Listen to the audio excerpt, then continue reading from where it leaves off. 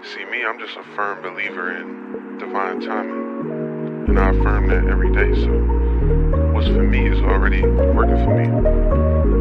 I ain't gotta chase that. I ain't gotta rush that. It's already mine. I'm on my own timeline. You can't rush my greatness. I've been elevating daily on a mission for my people. All the love I've been receiving, oh, got me oh so dedicated to uplift the world's vibration. This is affirmation of alignment with the highest. This the road less traveled. You don't have a say so in how I move. You don't know my battles. Can't be on my boat with no paddle. How you talking down on the captain, but moving like cattle? Niggas try to play me, but that shit is funny. Get to know the new me. I've been getting money. I've been changing lives now. Conquer my depression, leveled up, and I'm alright now. Yeah. What's good, y'all? Thank you guys for tapping in. Welcome back to Kozmic Konnectionz. I'm super excited to tap in with you guys. All of us are. And yeah, let's go ahead and begin and get into it. Ashe. Greetings, everybody. How are you? Yes. How you feeling, guys? I'm feeling good, actually. A little sore. Went to the beach yesterday, so Yes, I see. something about the salt water in me. Like, what? I feel like I got jumped by a gator. Understood.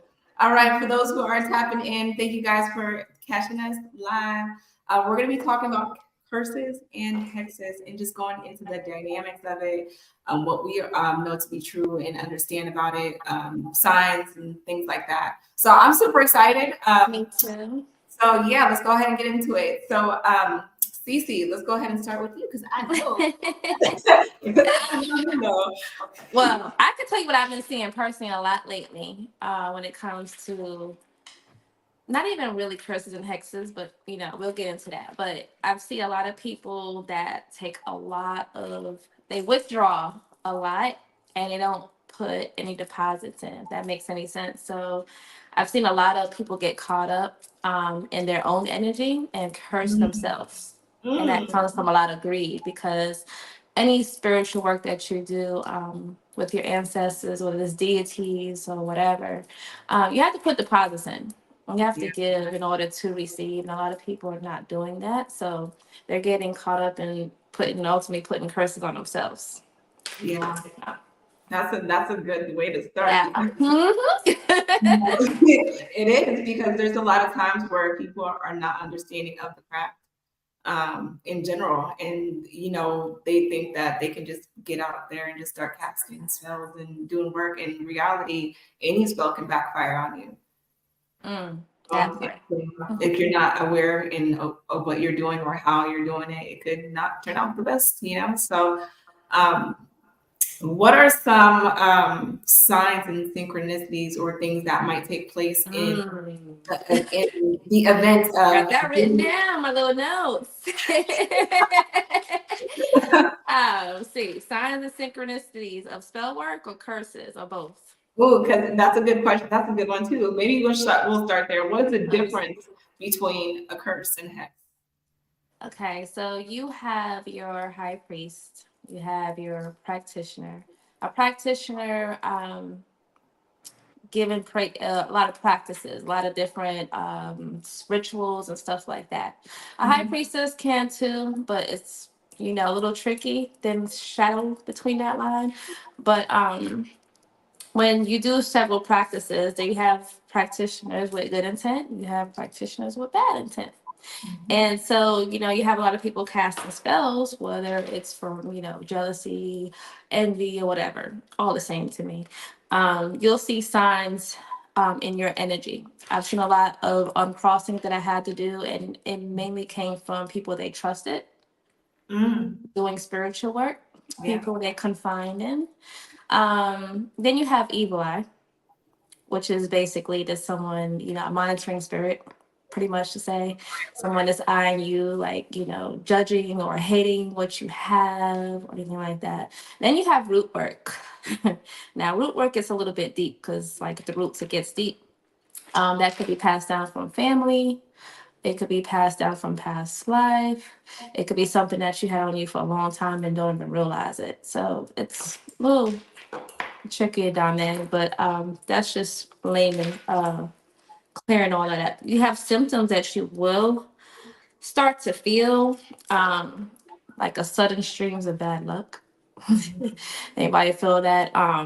Unexplained health issues, like all of a sudden you go from healthy to sick. That's one of the indicators. A general sense of unease. I've been there before with feeling that. Rule factors, rule all these factors before jumping to conclusions. I had to write that down in my notes because I'm like, I was sitting there meditating on this before I came on live with you guys, and I'm like, a lot of people think they have hexes and persons and stuff like that, and they really don't. Yeah. Kind of a mind thing. Yeah. Yes. And it's mind over matter with anything. So a lot of people ultimately give their power away with fear or looking back or, paying attention to that person that, they potentially put in any spells or root work or that nature on them. So I agree. I agree. And I think that that's important to something to talk about is that and I just actually made this post that I made today. Sometimes it's not hexes, it's not curses, it's not. I shared that. On your decisions and the karma that you've been reaping over the X, Y, and Z time, but it is important to understand that just knowing that the thing is like knowing your energy and knowing yourself. Sometimes it comes out on subtle, it starts off very passive, or it's, because like, for instance, there's a difference between jinxing, hexing, and cursing. Right. There's levels to it. Like there's like levels, right? Like you said, what I'm saying? To this, yes. Right. So like for jinxes, it's more like, clumsiness, breaking your fingernail, or like, little things like that are not too crazy, right? But then we got another level to hexing, which is intentional, because the jinxing could happen just subconsciously, to where it's like kind of like evil eye, to where it's not necessarily intentional, or they're not aware of it, I should say.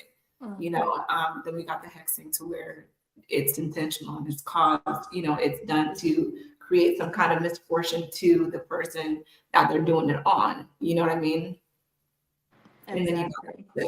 And then you when you're centered, right, and you're well aware of your own energy, so you spending time alone, your own energy, it will be it makes it easier for you to have that spirit of discernment, can tell the difference when, it's your energy or something external to you. And you'll know what to do intuitively, daily practices, for me, I've gotten to that point now. I've had so many different curses and spells put on me to know that daily rituals that I do, some I have disclosed to people, some I keep to myself, that I do on a daily basis. And you have my weekly, and then I have bi-weekly, then I have monthly. As a practitioner, I have to make sure that I'm doing all these things. I'm clearing my energy, cleansing, being mindful of that. And it makes it a lot simpler. So if that was arise of somebody trying to put root work or hex on me, it wouldn't even faze me. It'd be like how can I explain it? Imagine an electric fence. Yeah. An electric fence, you get shocked. That's how it would do. And I'm like, okay, what's that noise? What's that?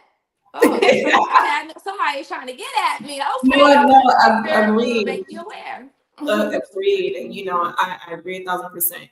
And I think that, again, because at first, that some experiences that I've had, because I've come to you for certain experiences that I've, had, and I think that it does come along to it, you have to get to a point to where you are aware of your own energy enough to know when there's somebody at the gate. What I'm saying? Also be protected enough, or protect yourself and do the precautionary measures needed to protect yourself. Whether that's cleansing your energy or making sure you're in alignment, to make sure that your vibration is raised and you're not outside of your protection too, kind of thing. Exactly. You know, Tanisha said, shade. yes. You know, so what would be, what would you mind telling us about your, an experience that you had, like maybe your initial experiences that you could have had that kind of led you to kind of And to know say what it's levels. How far back do you want to go? Because it's levels to the journey, literally. yeah, Experiences seriously. with that. And then 1 second, guys, I gotta grab my charger. Okay, no problem. Okay, well, go ahead.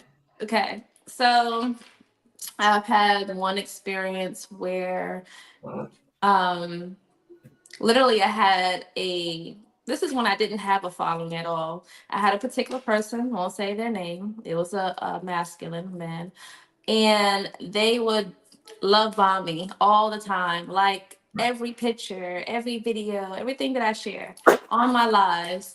And so never thought anything of it. This is, pretty new in the journey in the spiritual community and everything like that. So I was kind of trusting of this person because they had a lot of wisdom. So I kind of looked up to this person.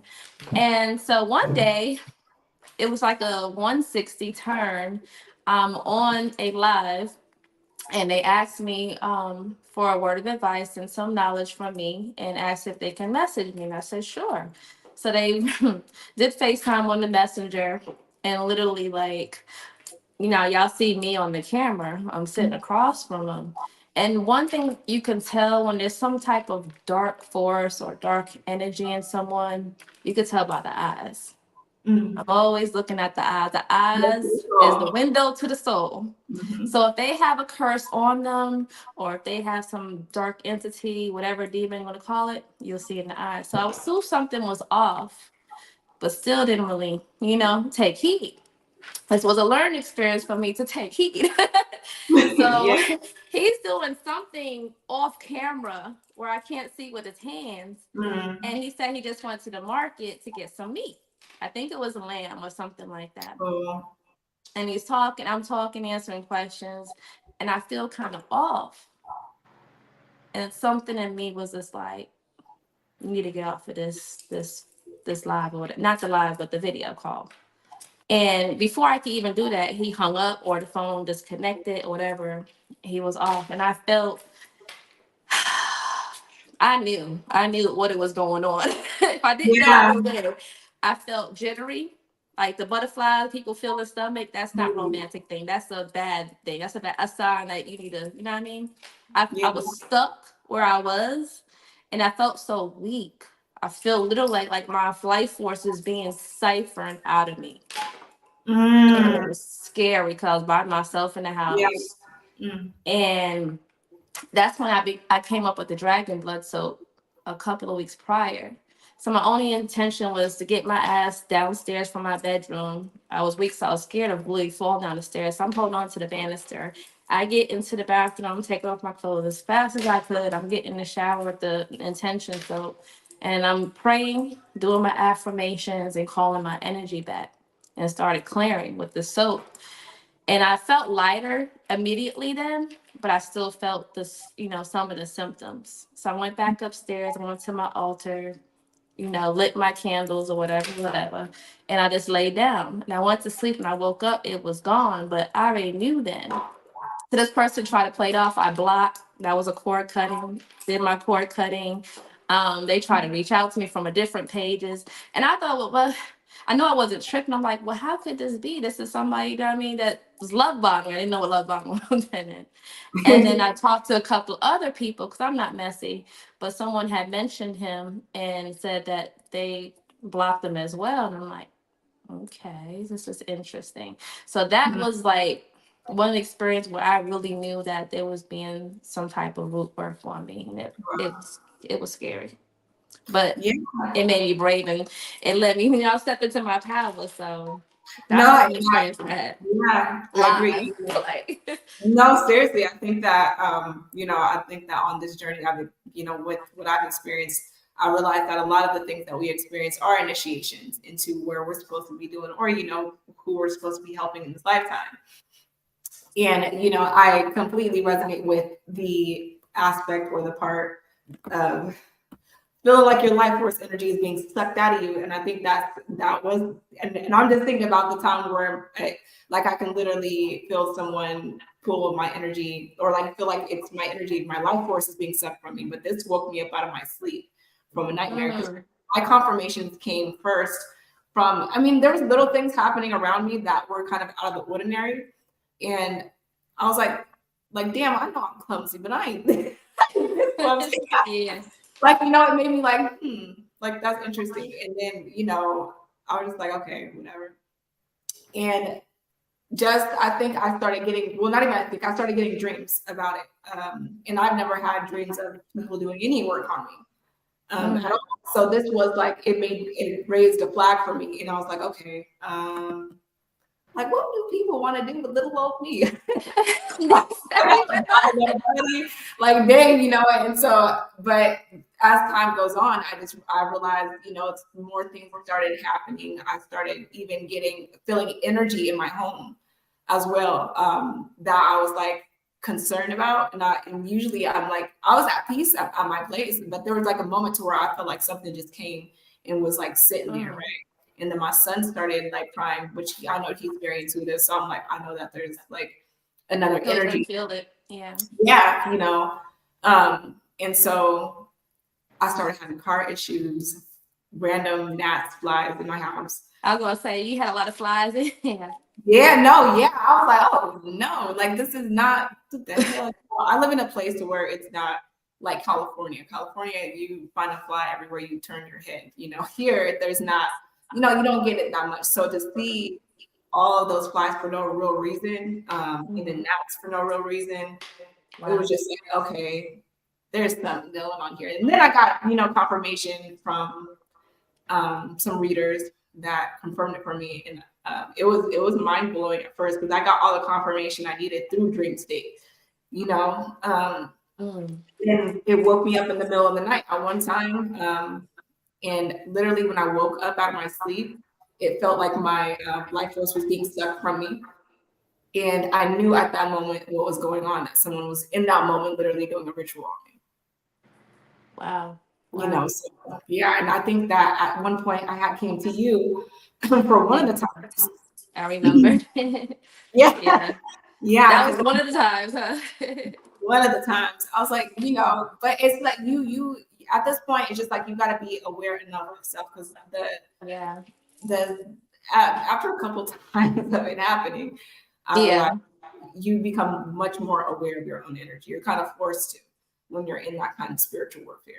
Definitely, because we got to do our part, you know, staying protected, like boundaries. Of course, I don't say, because I'm not vegan, I'm a flexitarian. I don't know what, right? I listen to my body and intuition. But if your body or intuition, your body's telling you, don't digest any meat or don't eat anything at all, go on a fast, I listen. Yeah. Because that's also indicate, not all the time. No, it was for me. For spiritual enlightenment, upgrade, stuff like that, different things. But sometimes it is that. And I know, I just know. And so I would just, you know, I would eat less or stay away from meat and stuff like that. Something that would make me feel heavy. Yes. So I'm consuming too much of something, it could lower your vibration. So I know it's like go time, like, you know, the spiritual warfare is a never ending thing. Yes. We just don't want to live in fear, like I said before, because you give consent to someone doing any type of, you know, root work or spell work. You give them the power, you give them consent, because when you do a spell work, I don't do a lot of spell works anymore. I do it for the collective. I do it for clients that ask if it's, you know, permissible. I ask the universe, the ancestors, make sure I'm not interfering with nobody's karma, and I would do spell work for them. But not to sound arrogant, but I know my power. Just like you should, everybody else should know their power. Because we are gods living in the flesh. We have that creator, the all-seeing eye, source, higher power. Yes. And then, you know, we have that power as well. We're given that power, but we tend to give the power away a lot of times. And like I said, you give consent. And spell work is that too, is giving permission. I give myself permission. I don't do a lot of I ams anymore. I say I give myself permission. I feel that more. I Yeah. grow from that more because, whatever traumas or whatever situations that we have been in the past, sometimes we don't give ourselves permission because we feel we're not worthy. We feel we don't deserve it. We feel we can and I won't and I shouldn't. And you have to give yourself the permission to be powerful. Give yourself permission to be worthy. Give yourself permission to be rich. Give yourself the permission to be healthy, happy, whole. You have to give yourself permission. And when you give consent to someone doing any root work, like I said, keep looking back, keep wondering, keep, in that fear state, then you give it power. You give it power. No one has power over you. I don't care what the hell they're doing. They could be cutting chicken, goat's head, whatever. And you don't give them power. None of that. They just wasting their time. Like, Boy, let me tell you, you know what? I had an experience like that. I did. As a matter of fact, the first time that I initially began my spiritual journey, I always felt like I was always connected to spirituality in one way, shape, or form. Yeah. But when I really got on this journey, when it came to like tapping in with my ancestral line and those types of things, I went from the Hebrew Israelite community to the Bantu spirituality. And when I got into the Bantu spirituality and was moving out of that, there was someone that I had, I wouldn't say, it was somebody who was well known in the Bantu community, and he was doing rituals and stuff, right? And so he was supposed to be helping me, supposed to be mentoring me, because he had brought a message to me from my ancestors, my guides. And now I knew this message was true because I had just the same message. There's like, we can't, this is the things, like there could be people out there who are very much spiritually gifted. I'm gonna tap into that. You know what I'm saying? That are just using it for the wrong reasons, like you said, And so this is when I found out about, what do you call it? It's not astral projecting, but it was basically a gift of a seer to where you can travel, but it's not called astral projecting. Dang, I can't remember. Remote viewing. Okay, remote viewing. So basically, I have found out I have these gifts and stuff like that, but also learning about astral traveling at the same time. So I actually was able to link with this person in the astral realm and basically learn dream walking. That's a good one, yeah. And so basically, when my spirit was telling me not, because they were starting to have things, there was like certain things that were taking place that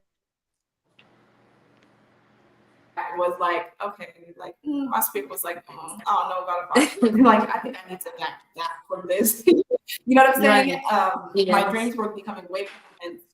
It was a lot. Like at that time, I was advancing spiritually way more than I was, like much faster than I was ready for. But at that time, I was getting a lot of clarity on who this person actually was, right? Behind the scenes, behind the facade, behind the false light. And so I decided to pull my energy back. And when I decided to pull my energy back, that's when some things started taking place.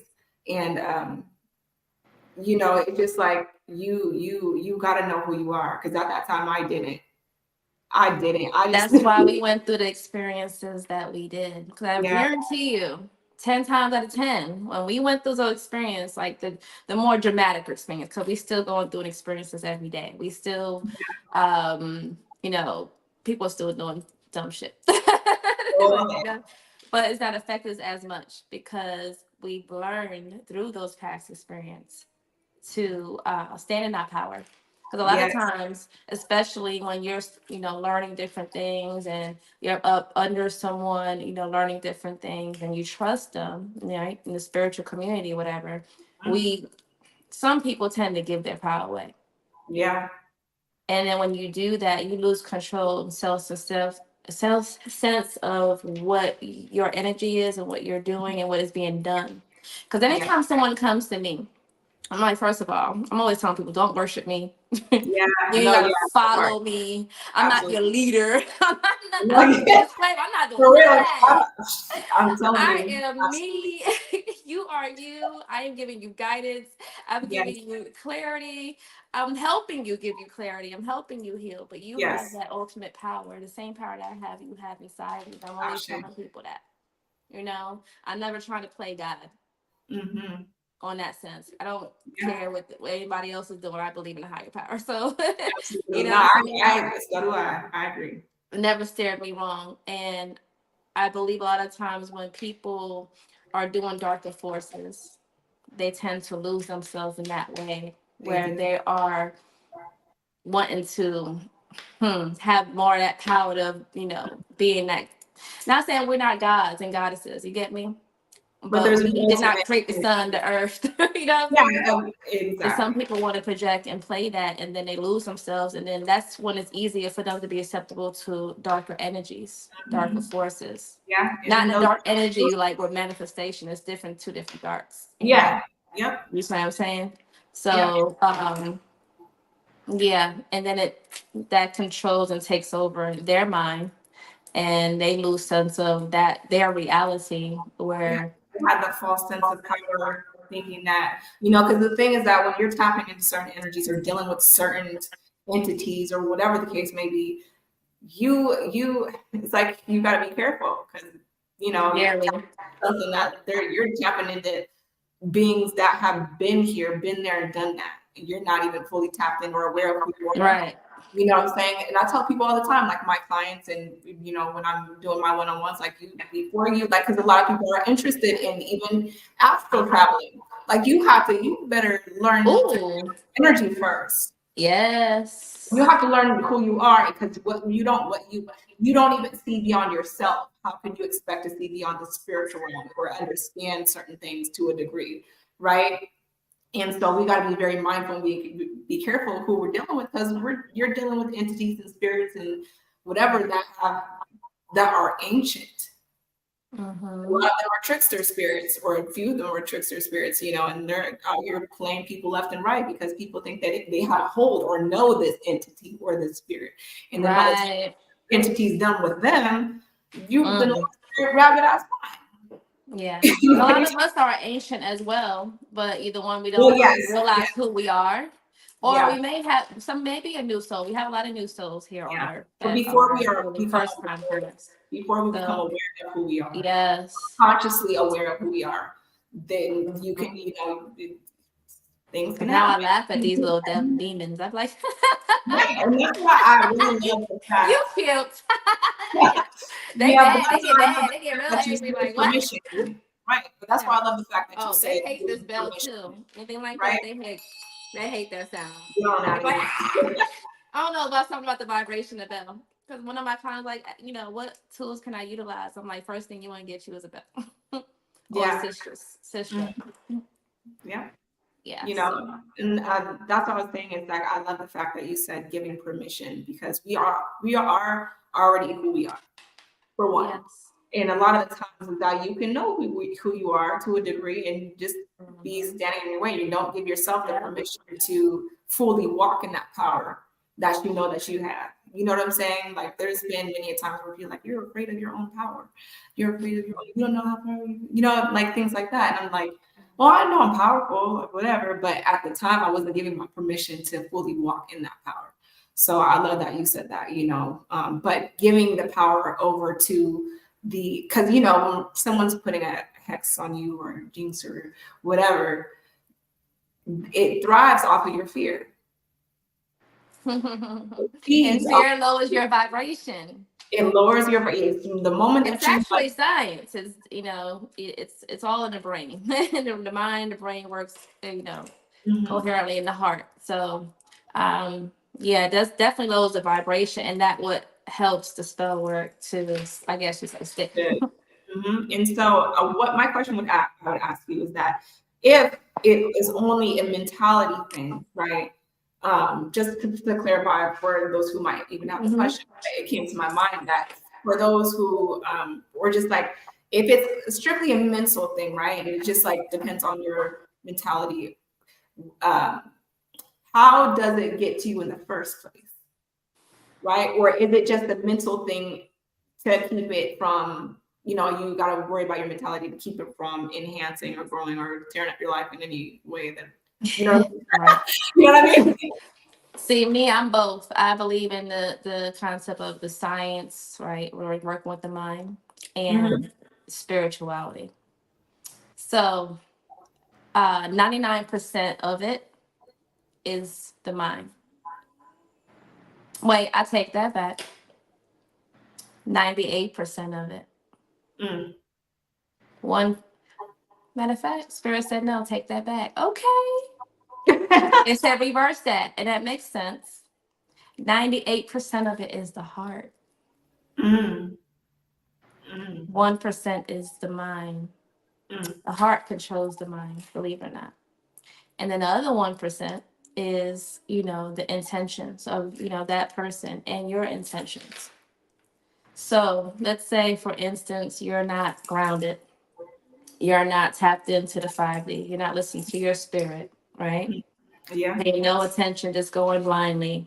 You don't have love in your heart. Maybe you're operating off of some trauma, some hurt, some betrayal. Maybe it's you're not doing your cleanses.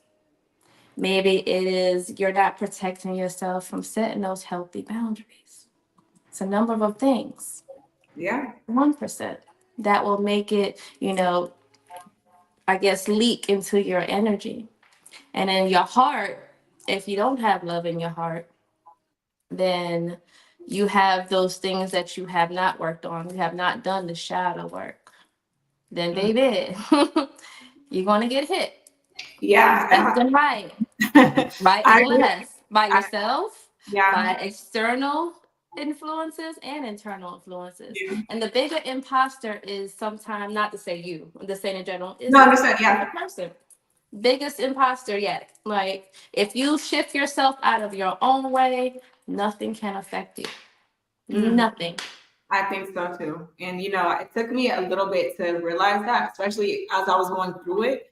Because at first it was like a back and forth. Because I think that what I realized is that a lot of it hits your shadow, right? Like you said. And so once I realized that that was what was happening, because there's psychic attacks too, right? That hit your psyche and hit your, block your intuition, or they attempt to block your intuition, confusion spells, this, that, and the third. Well, why is that? It's because you're looking back, you're looking to the side, you're paying attention to them. Yeah. Once you now stop paying attention, let's say, I don't know, say you had a run-in with somebody named Erica. I hope you never did. And they put some hexo root work on you, right?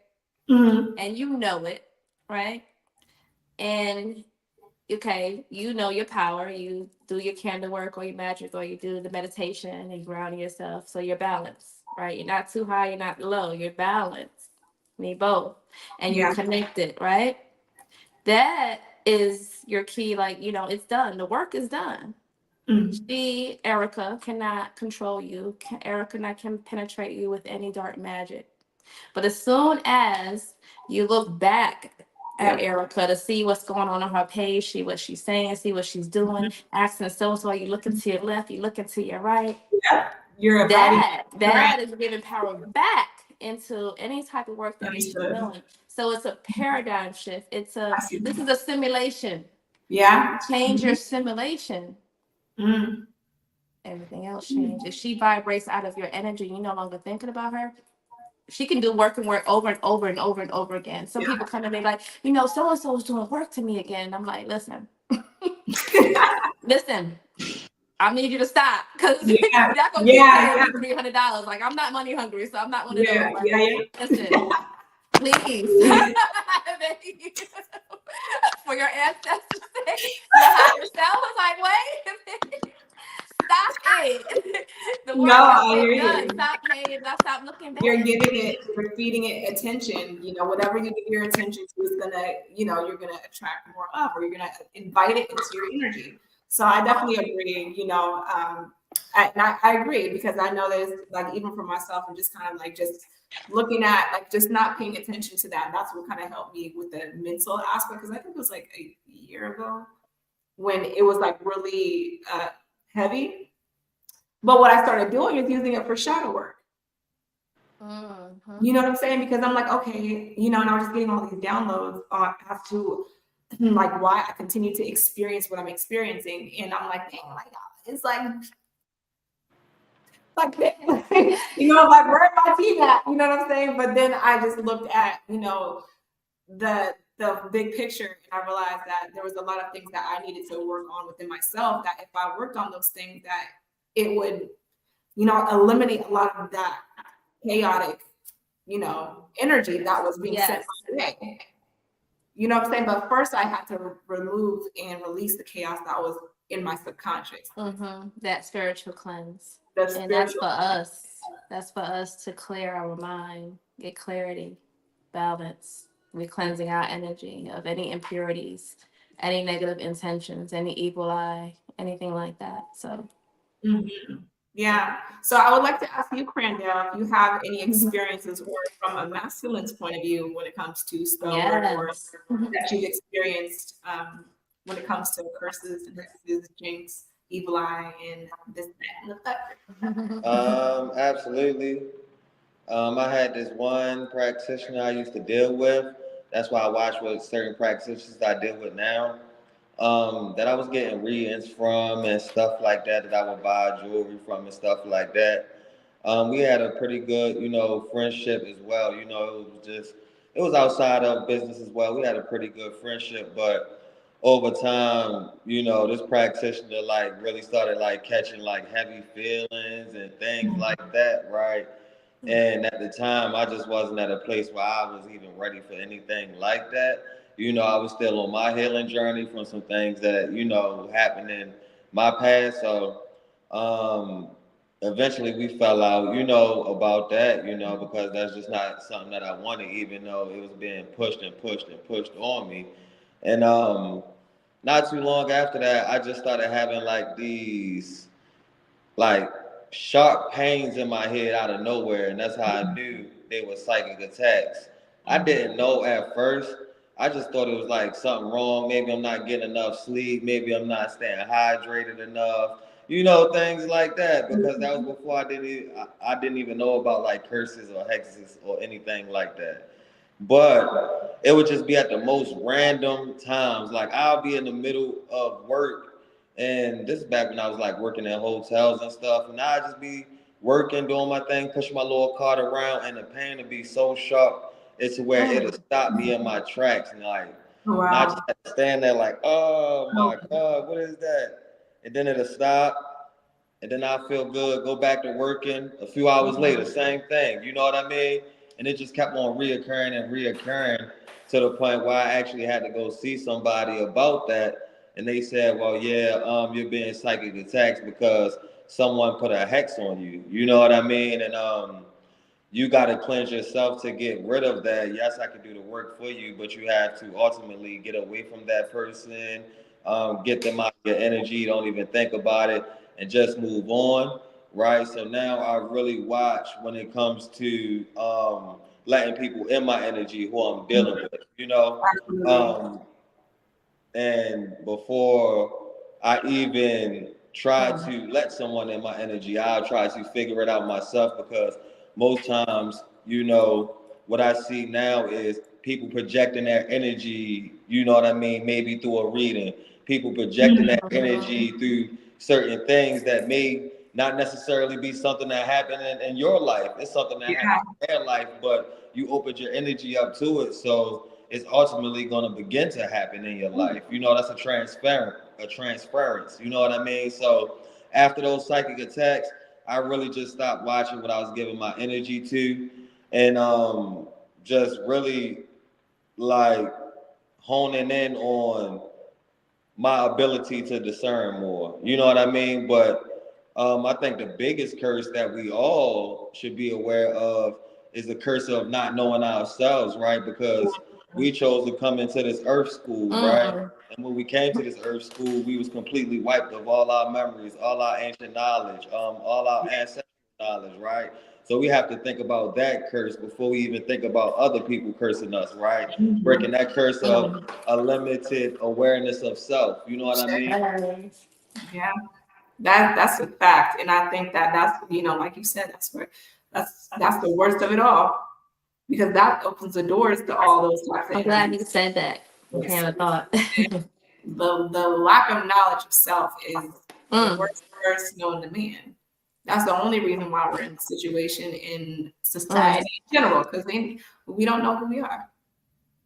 You know what I'm saying? And so it's very needed for us to know who we are and have discernment. You know what I'm saying? Especially getting readings or going on, like right nowadays, it's so easy.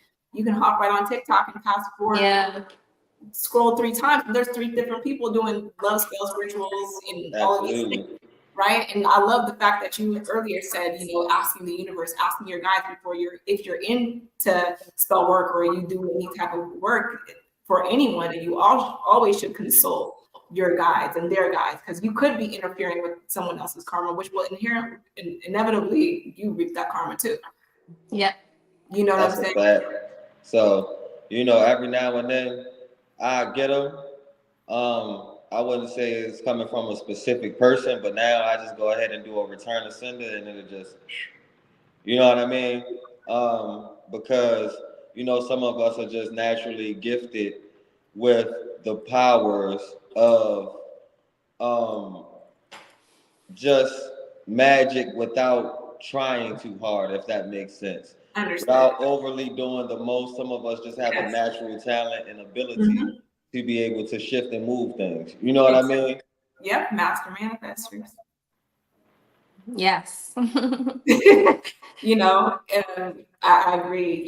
It's just like we just gotta, it's just so important that we realize that those things are out there, because before it happened to me, I knew of the word witchcraft, all the whole night. I knew about it, but I didn't think that it was something that people actually were doing to people. Like, it just kind of like, it wasn't something that I was like, oh yeah, you're probably getting, like, somebody's probably like doing this, that, and the third. Like, I understand like energy, but not on that level at that time. And it really opened my awareness up, and I'm like, oh, like, people really be doing this stuff. But in the process of me experiencing those things, I found out that I'm a shaman by bloodline, through dream state, through astral projection. Because anytime that I've ever been in under any kind of spell work that someone was like doing towards me or sending my way, I was instantly thrown into lucid dreaming. And so spirit would give me access to what was going on, what was happening to me and around me spiritually. And I was literally fighting demons in my sleep. Wow. You know what I'm saying? And it was like it's crazy. I don't want to put too much out there, but I believe it. But it's very real, and I'm not gonna say it scared me, because I after a certain point I knew that I was highly protected after the 5th car accident. No, I'm just kidding. It was like 1, 2. And I just want to make a statement, to anyone, to pretty much everyone out there, right?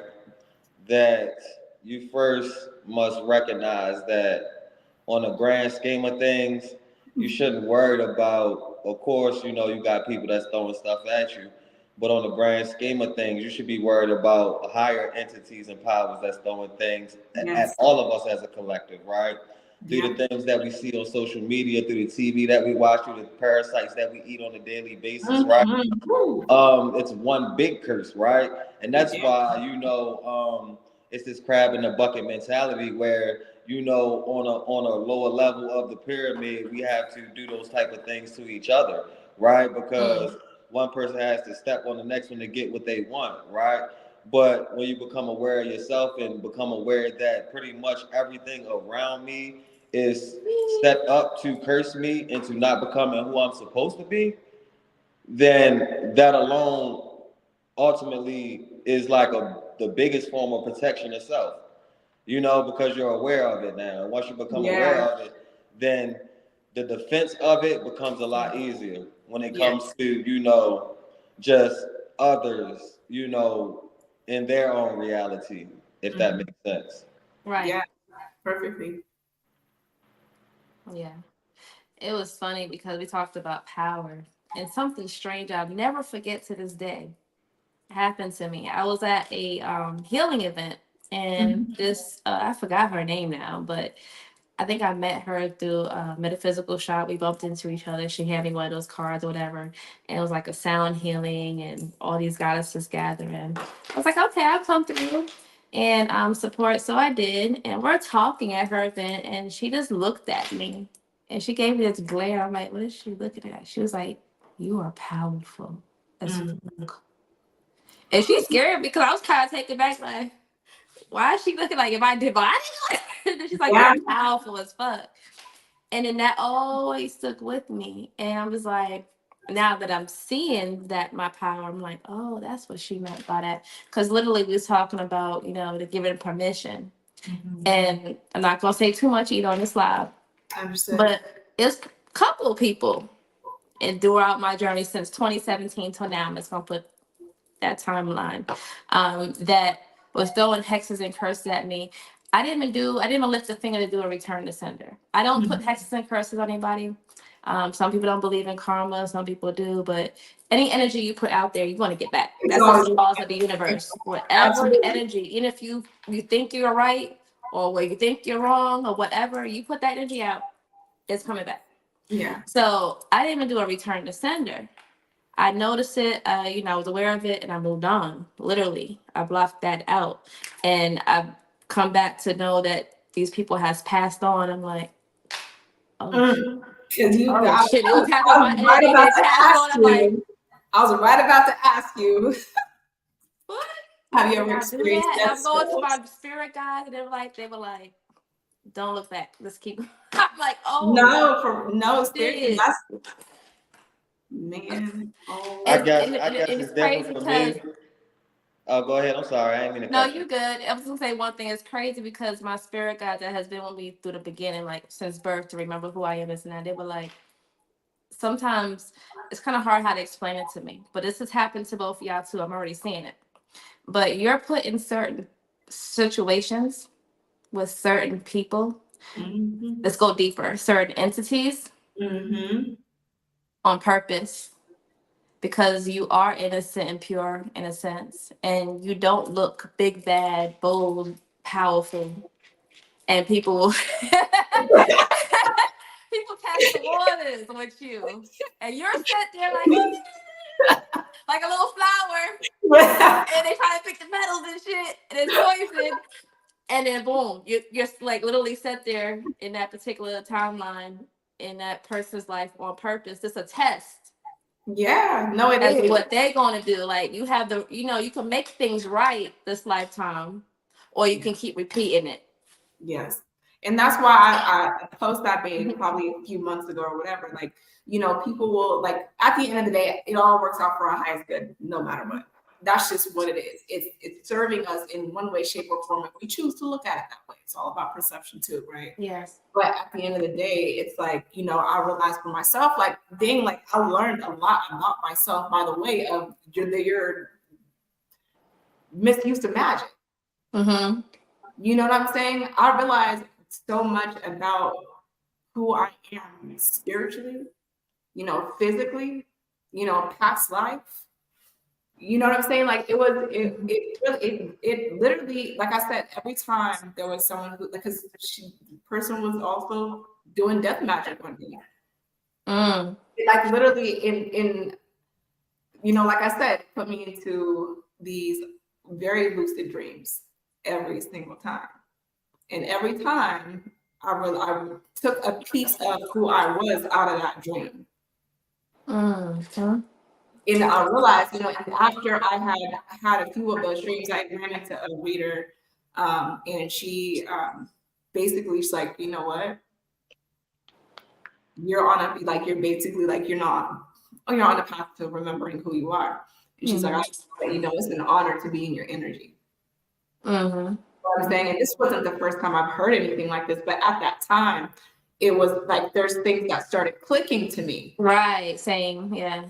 You know what I'm saying? And I realized, like, oh man, like, okay, this, like a lot of these things had to take place, because if it didn't take place, I wouldn't be where I am within myself at this moment. I wouldn't have had the confidence to deal with certain energies that came my way. Right. It literally brings it's you know, you got to transmute the energy in one way, shape, or form, but that also develops this energy, like it helps with helping other people navigate through like regular negative energy. Yes. Yeah, I get it. Yeah, you're right. You know what I mean? It's like, you know, university school, like school of the hard knock. Let's see, you know, strongest survive. Yeah. Only the strongest survive here, right? I guess for me, it's just different for me, probably because I'm on the Libra cusp. So I'm really heavy on justice, right? So I don't move out of revenge, but I do move out of justice. And anything that I do return back to you, just know it's already been consulted. You know what I mean? And that decision has been, you know, made, and my heart was light as a feather when that decision was made. Absolutely. You feel what I'm saying? So that's just me personally. I don't recommend that, you know, for everybody. No, right. Personally, but you really gotta do some shit to me, because I'm not one of those type people where I even dibble and dabble in that. Like Cecilia said, it's gonna hit you. That is his power. You know what I mean? So yeah, and I agree 100%. Because I'm, you know, you guys know I'm a Virgo rising in Vedic astrology, but in Western astrology, I'm a Libra rising. So I definitely. You know, when it came, I did a return to sender now after a minute. I was like, after a while, and after like certain things, I just got like, you know, fuck this hoe, you know. Right. No, but I did ask my team first. I was like, should I be doing this? Because you know, I ain't trying to like, you know, hurt nobody. Like at the end of the day, I don't care what it is. Like I never like have the intention to hurt anybody, but I will send your energy back to you and let it do what it did. That ain't got nothing to do with me. You shouldn't have sent it my way in the first place. Sometimes you just gotta sit someone on your ancestor altar. They already know. Like but sometimes my archangel Michael name. I'll just sit this on the altar like it's time to go. If it's up, it's like I just some of these things are set up strategically in order for it, because there's some people you just can't fuck with, right? And you ain't bothering nobody, literally. Exactly. There's certain energies, it might bother you a little bit like a fly in the fucking room. But at the end of the day, they're divinely protected. There's nothing that your intentions will never be fully manifested for that person, right? So what happens is that what I've learned when it comes to like doing this kind of work, or just being, you know, experiencing those things, I came to like a realization that sometimes you are that person's karma. They gotta find you and hate you so bad enough for them to do what they need to do to. At the end of the day, it's on them. Yeah, right? They got choices. Come back to them. Yeah. So they needed you to complete their karma, because it's gonna. If they're not learning it, then sometimes their asses be pissed off with them. I've seen it. Turn their backs on them. Universe is like, okay. Creator's like, okay, we gonna have to start this from scratch, because you was not getting it. Right. You know, it's like, you know, just hurting people. Right. You can do something so many times to somebody or other people. Some people have been doing the magic on innocent people for a long time, right? Until they met that one individual that was highly and divinely protected. Not saying that like we're all not, because we are, but there are certain individuals that are just, you don't fuck with. Period. You think that you're high and mighty because you've gotten away with doing this magic on people for so long. You find that one person and you're so comfortable with what you're doing. Comfortable, that's the word. Comfortable. You know what I'm saying? And you fucked around and found out. And at that moment, you realize, damn, it's too late. Mm-hmm. Yep. Exactly. You're gonna come back for that ass. Look at that ass. You know what I'm saying? Up out of here. No, but you gonna learn today. Right. And I want to kind of go back to this comment here. Where'd it go? With Crystal. That's what I want to talk about too. I'm glad I got my notes. I don't know if I want to talk about. She said, cursing yourself with words. I had to learn. Just about to talk about that. Mm-hmm. I said I have my notes here. I want to make sure I talk about that. So yeah. Yes. She said when stuff started going wrong, people better start looking in the mirror. A lot of people themselves, and it's true. Exactly what I was posting earlier, and something that needs to be talked about too, because there's a lot of times where it isn't. That's that programming. That's that religious programming too. The devil did it. The devil, because so easy in that religious to put something on external forces. Well, you know what I mean? Like, and that's absolutely a fact. You know what I mean? Because I found myself in situations where even jokingly, I say some stuff, right? Like, oh, this is gonna happen, right? And I always get on your ass. And that outcome will happen. That negative outcome will happen. You know what I mean? And being this language that we are speaking, we trip ourselves up a lot, even jokingly. You know what I mean? So yourselves don't know difference. Yeah, neither do teachers. Right. You gotta be, and I tell people all the time, like, we're manifesting consistently all the time, whether you're aware of that or not.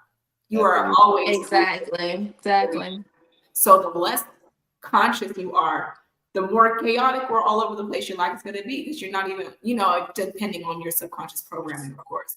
But at the same time, we're always manifesting. We're always creating. It's always that mode. Now, whether you choose to step into that and become the driver of that, that's a whole nother story. But, we're all in a space where we all need to know that you have to speak life. Even in the Bible says life and death are in the power of the tongue. You can speak life or you can speak death. So as a man thinketh, so shall he be. Whoop. This is all me. Cast an election plate. But it's the truth, Yes. We curse ourselves on a daily, and then we wonder why certain things happen. We just don't know our power. Can we talk about generational curses? Yes, but I need y'all to stop let's get into it. Let's get into it. Generational curses. It stops when you decide to stop. I was gonna say it like that. Some people just keep perpetuating the same ideas, the same thoughts, the same fear, the same woo-woo, the same superstitions. And it's not no fault of yours. Be light on yourself. But a lot of generational curses, I've heard it so many times before. And I even used to say this before, unknowingly what I was doing. Is continuing that curse. It's not even a curse.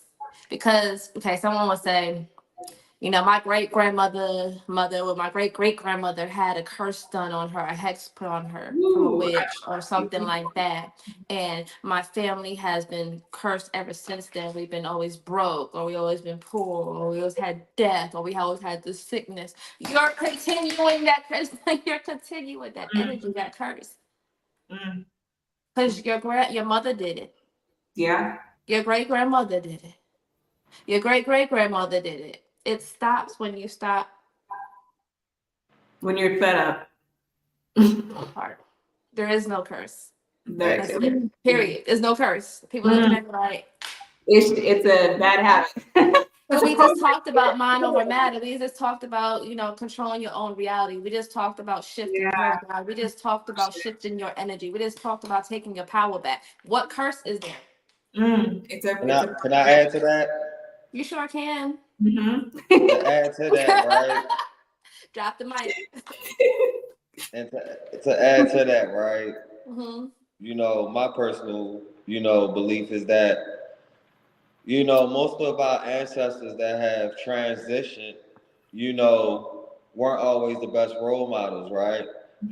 So you have to spiritually go back and reach out to them and heal them before you even thinking about healing a generational curse for yourself and for your kids, right?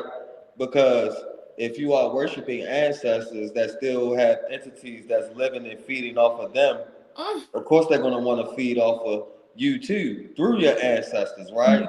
And through certain things that they used to do.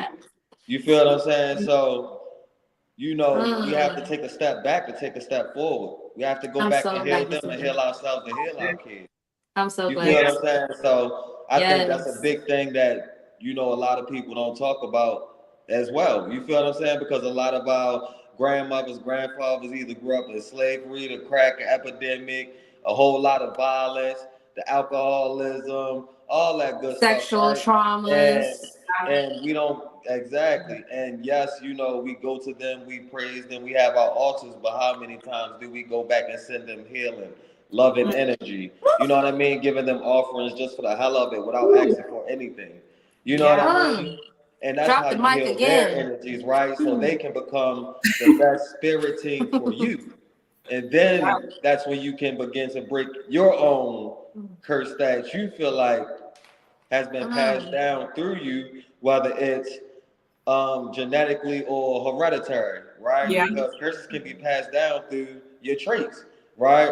That goes to say, if you grew up with a parent that constantly consumed alcohol, you know, you can grow up with a genetic trait that is like so much stronger than certain other traits that it takes over you at an early age. You're gonna want to start to drink at an early age. You're gonna start to overconsume at an early age, and you wonder why. You know what I mean? It's Yeah. because certain things have been passed down on to you. Yeah. Yes, that's so true. That is so true. I'm glad Yeah. you expanded on that Mhm. because And we have to, you know, uplift and heal our ancestral bloodline. It takes 10 years. And I've been doing that work for my ancestors now for a long time and myself. It's crazy because one time my oldest daughter was like, they were, you know, kidding around. I'm like, don't rush me out of here. But it was like, we're going to put water and stuff on your altar. oh, I was like, thank you. But I was like, really? I was like, you don't have to even, you know, they're going to honor me. But I was like, you don't have to even do all that because I'm doing that work now. yeah. So when I leave this vessel, I don't need anyone to do that work for me, if you get what I'm saying. Ooh. And so when I'm doing work for my ancestors, I'm lifting one from the astral realm and I'm helping them to ascend. So a lot of ants, like he said, is still stuck in, you know, that energy.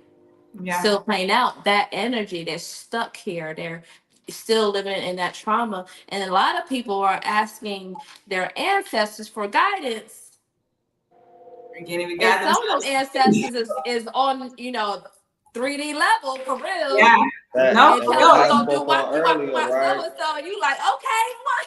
Exactly. And that's Yeah. why, yeah. And, you know, that's what I was going to mention too, is like just understanding which ancestors Yes. to connect with and which ones not to, because Yes. not all of them even want us. And some of them are, you know, everybody has a part to play to an extent. They come back and they can, you don't know how old they are energetically. So, you know, it could take them a lot longer to get to the point to where they can ascend or, you know, however that goes. But just understanding that there are guides that you shouldn't, you know, or that you shouldn't be dealing with, you know, because they don't, you know, Uncle Harry could have been a murderer back in the day.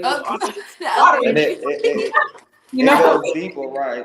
Because you know it's a such thing as those spiritual streets out there. So maybe some of the ancestors wasn't strong enough to handle some entities, and that tricks the entity consumed them, right? So now you think that's your ancestor coming to you. That may be a trickster energy or a darker energy that's consuming them because they couldn't handle their own energy in the spiritual realm, right? So Exactly. it goes a lot deeper, right? So we have to think about those types. I didn't want to go too deep because some people may be new to this. Right. But yeah, that's what I was afraid. I get into a much deeper when I do my classes. Yeah. Yeah, you know. Now, I'm no gatekeeper, but certain people can't handle certain information. So I'm real careful what information I am revealing to certain people. If you get what I'm saying. See, here I'm here to I want to hear to assist people on they're just coming into their own awakening and stuff like that. Yes. And so I gotta kind of spoon feed. I'm no gatekeeper, but you can't give a baby a steak. You gotta give them no salad. You gotta give them baby food. No, and work their way up, you know. And some that's people have these. That's another thing. Some people can't handle all that. I've seen a lot of people from go to spirituality back to religion because they can't handle that. And this is They why have psychosis and stuff like that. So exactly. And this is why I was saying earlier that before you start tapping into these realms, before you start trying to astral project or tap into different energies, you should learn how to ground your energy first. definitely. You should learn who you are and know who you are, because there's energies or there's entities and different things that will chew you up and spit you out. There's there are entities that are against your awakening. Yep. Right? And if you try to like eat the steak before you learn to chew, you're gonna chew. Yes. Yes. You gotta be mindful, So when it comes to ancestral, generational curses, would it be more of a thing? Because I'm sure there are some generational curses. I'm sure. No, But yeah, strong witches have done stuff, this and that. But we give it again, we go back, we give it power. Right. Most of us are referring to the programming of our ancestors. And a lot of times we're in that zombie-like state where we don't know what's up and what's down. We just going with the flow. We're like, oh, well, my father's done it. This is the way that it's. I'm not going to think nothing of it, because if they did it, it has to be right. Right.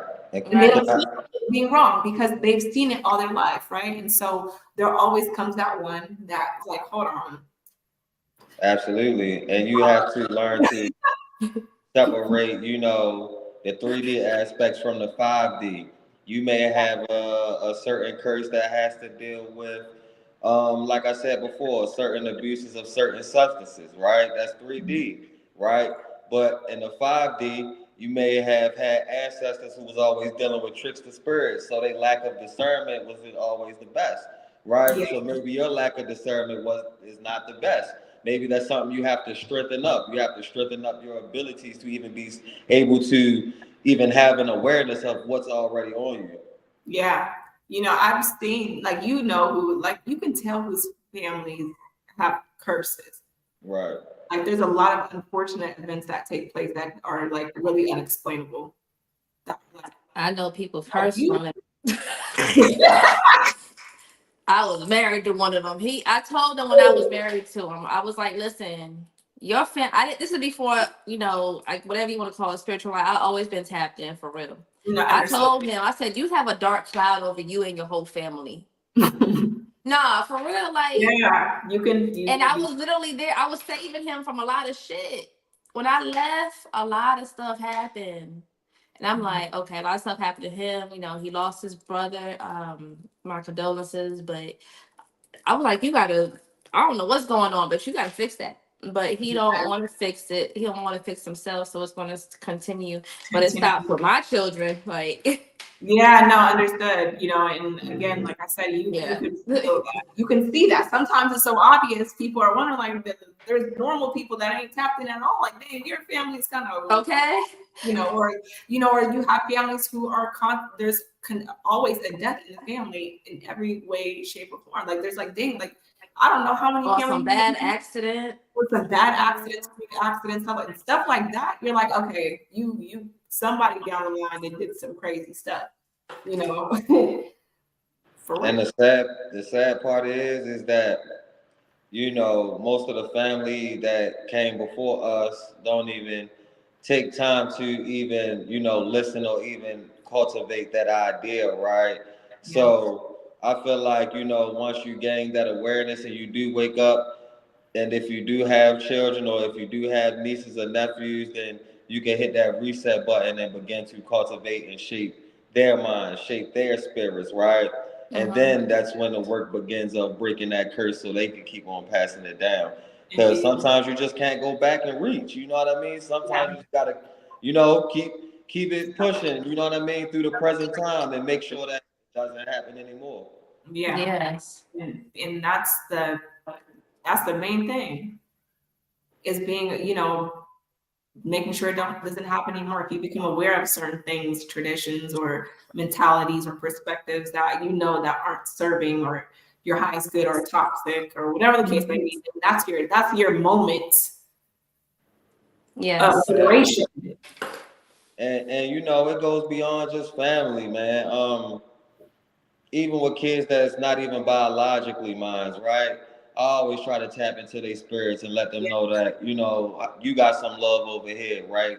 Yeah. Because a lot of us didn't have that growing up. You still don't see that in the community, right?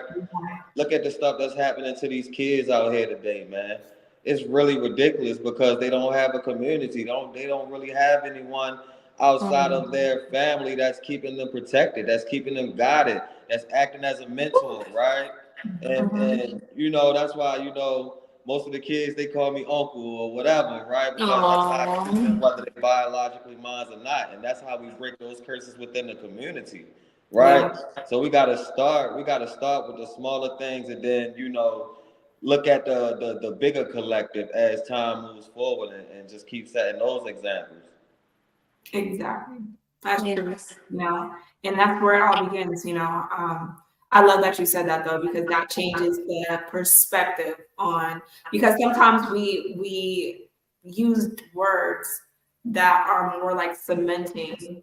psychological, you know, Yes. because if we were to take out the word curse and replace it with generational programming, it's easier to digest and say that I can do something about this. I can reprogram. I can change this. I can turn off Mhm. and start, you know, go get a new one. You know, Right. and you know what I'm saying? Like if when we're talking about curses, it's just like a lot of the time, it's just like it comes with this like this energy that it just makes it like a lot of the time we kind of use it loosely to where it's just like a lot of the times we're like it is what it is. Instead of saying things are happening to me, say things are happening for me. If you lost that job, that's happening for me so I can get that new job or that new opportunity or that business that I've asked for. So, like you said, it's the words, you know, and Yeah. those words cast spells. So, um, I always say belief is a lie because it has lie in belief. Yeah. It's a knowing. It's a knowing. It's a knowing, like, you know what I'm saying? Um, the spells that you cast on yourself.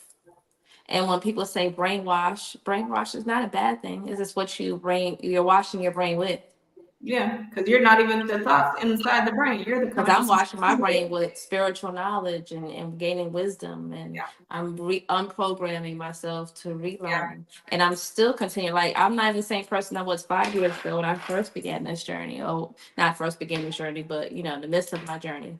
I'm not the same person I was last year. But you're supposed to evolve. You're supposed to grow. We have to. And like you Mhm. said, we got to reprogram, right? Which we use the brain as a tool, not necessarily the freaking, it's not the car. It might Right. be the engine to keep the car going or something. I don't know, but it's not something that we should like we get to pick and choose what we want to you know, like I always say again, you know, we're not our thoughts, we're the consciousness behind the thought, right? We get to like we're gonna get a whole bunch of thoughts throughout the day. I don't know how we're gonna have throughout the day, dozens, thousands, hundreds, whatever. But we have like the ones that we're aware of, we have a choice and we can choose which ones we want to entertain, to choose the ones that we want to believe to be true and to use for our Yes. good and our highest good that's going to help us elevate and evolve in one way, shape, or form. But we also do the shadow work to get the ones that we are not consciously aware of most of the time. But if the more that you become aware of what's in there, the easier it becomes to reprogram. Yes. Facts, I was in a because thrift store, right? And it was two older ladies talking. I think both of them worked there, but I know for sure one lady was behind the counter and the other lady was looking around. And the one lady that was behind the counter was like, yeah, they were talking about something about Walmart or something like that. And they started talking about the gas prices and stuff like that and the economy and stuff like that. And the lady was like, basically like, you know, the world's going to shits and everybody is going mad and everybody da da da da da da. And the lady, I don't know, I believe intuitively, she just responded not knowing, like it was like she was in the program, you know what I'm saying? Like it was just to agree with that. And she was like, Yeah. yeah, da, da, da, da, da, da, da, da. And I was, my heart was like, ugh, like you don't know you're casting spells on yourself. Literally, like you know, I No, want to yeah, talk about you yeah. don't know you're creating your own reality. I promise you, I promise you that's So I'm I mean, like, because people around me and they be like, I'm broke, or they'll say something. I'm like, I rebuke that. Yo, you're not going. You're self-sufficient, yeah, you're whole, you're abundant. They be like, and I'm like, no, we're not casting that. I don't agree to that. That's not my reality. Some people yeah, like, I no, don't, yeah, I can't do this, this, and that, and this and that. But how are you going? that's your reality. If you want to be comfortable in that, that's fine. Yeah. You can live in the same Yeah. household with somebody and they can Yeah. have a whole separate reality than you, and they could be poor, broken, disgusted. You could be rich and abundant. Yeah. Yeah. Don't succumb to somebody else's reality. Don't let somebody pull you into that. Ooh.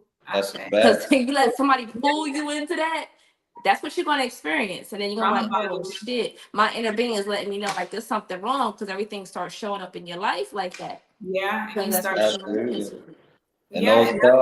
those thoughts over time becomes curses. I don't think, just saying it like, oh, okay, saying something one time, right, will Believe ultimately it. become a curse on you, right? But You're right. it's just like any other habit that takes 21 days to form a habit, right? So the The the core belief. thoughts that you are constantly consuming in over time that are negative, one after another, right? And you're Mm-hmm. not filtering these things out, then over time that becomes the curse. You know what I mean? And we don't realize that a lot of the times. You know what I mean? That we're not using that filtration system, right? Because it's duality. Of course you're gonna have light, darkness, negative, positive. So you're going Mm-hmm. to have negative thoughts, but if you learn to filter them properly and learn to cultivate your own self-awareness and learn that maybe it's just my insecurity, maybe it's just my ego, then you could chop the snake off at the head. You know what I mean? Mhm. Can I expand on that a little bit further? Yes, So absolutely. it's building your manifestation skills up. And people are like, huh? When I teach it, I'm gonna extend this a little bit, but so long before you've come into this knowledge of yourself, we are programmed the same. Unless you were brought up in a household or both your parents were spiritual, tapped in, telling you, saying, you create your own reality, whatever, then you didn't have, I won't say the fair chance, but you didn't have that start.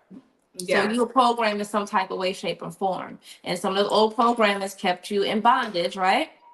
So you had so many years from the time of birth where somebody giving you your name, telling you your skin color, your ethnic, your what I'm saying, where you was brought up, all that you got, all that define you, right? Which is really not you, your authentic self, right? The spirit. So you have all those years of programming. Let's say you're 30 years old now and you're coming to your spiritual awakening. You have 30 years of programming. Yeah, that you And I gotta. tell people all the time, don't be hard on yourself when you Yeah. fall back into that state, Yeah. because that's your subconscious and super subconscious. It has been building up, and your ego, over time, right, is strengthened to the point where it'll be easier to go back into that state.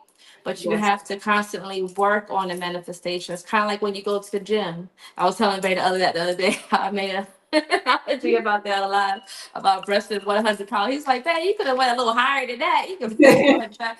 So let's say 500. You go in the gym. Me, I weigh 165, 5'7". I haven't worked out like that to strengthen my upper body in a long time. So me go to the gym and to lift 500 pounds, I'm going to struggle. I'm going to do more than struggle. My head going to shake and the weight going to fall on my chest. You know what I mean? I'm going to crush myself.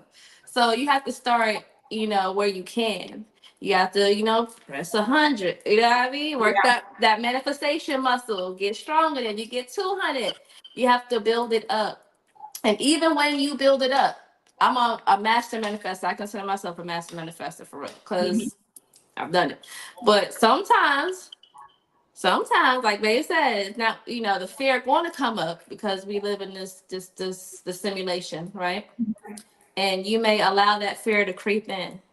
They say they have 17 seconds, blah, blah, blah, whatever. That fear of creeping is what you do with it at that time, because you consciously know, if you have been down that road before, if you take this road to that fear mentality, you already know where that is going to lead. Exactly. And it's not going to be pretty. Your inner being, you're going to feel out of alignment. Like Abraham Hicks say, you're going to be out of your vortex, and you're going to feel it. Yes. You're going to see that reality. Yes. So now it's your conscious effort choice to say, hey, with the ego, okay, like I understand what you're saying, but I can't let that fear bring me down to that level or take me to that path because I already know that's going to go. I got to keep pushing. I got to go over the fear. I have to break through that illusion. Yes. Because none of this is real, right? So I have to Exactly. break through that illusion and know that that's an illusion. Let's go. And you don't have to, you know, roll with it. You can choose to get out the vehicle. And even like in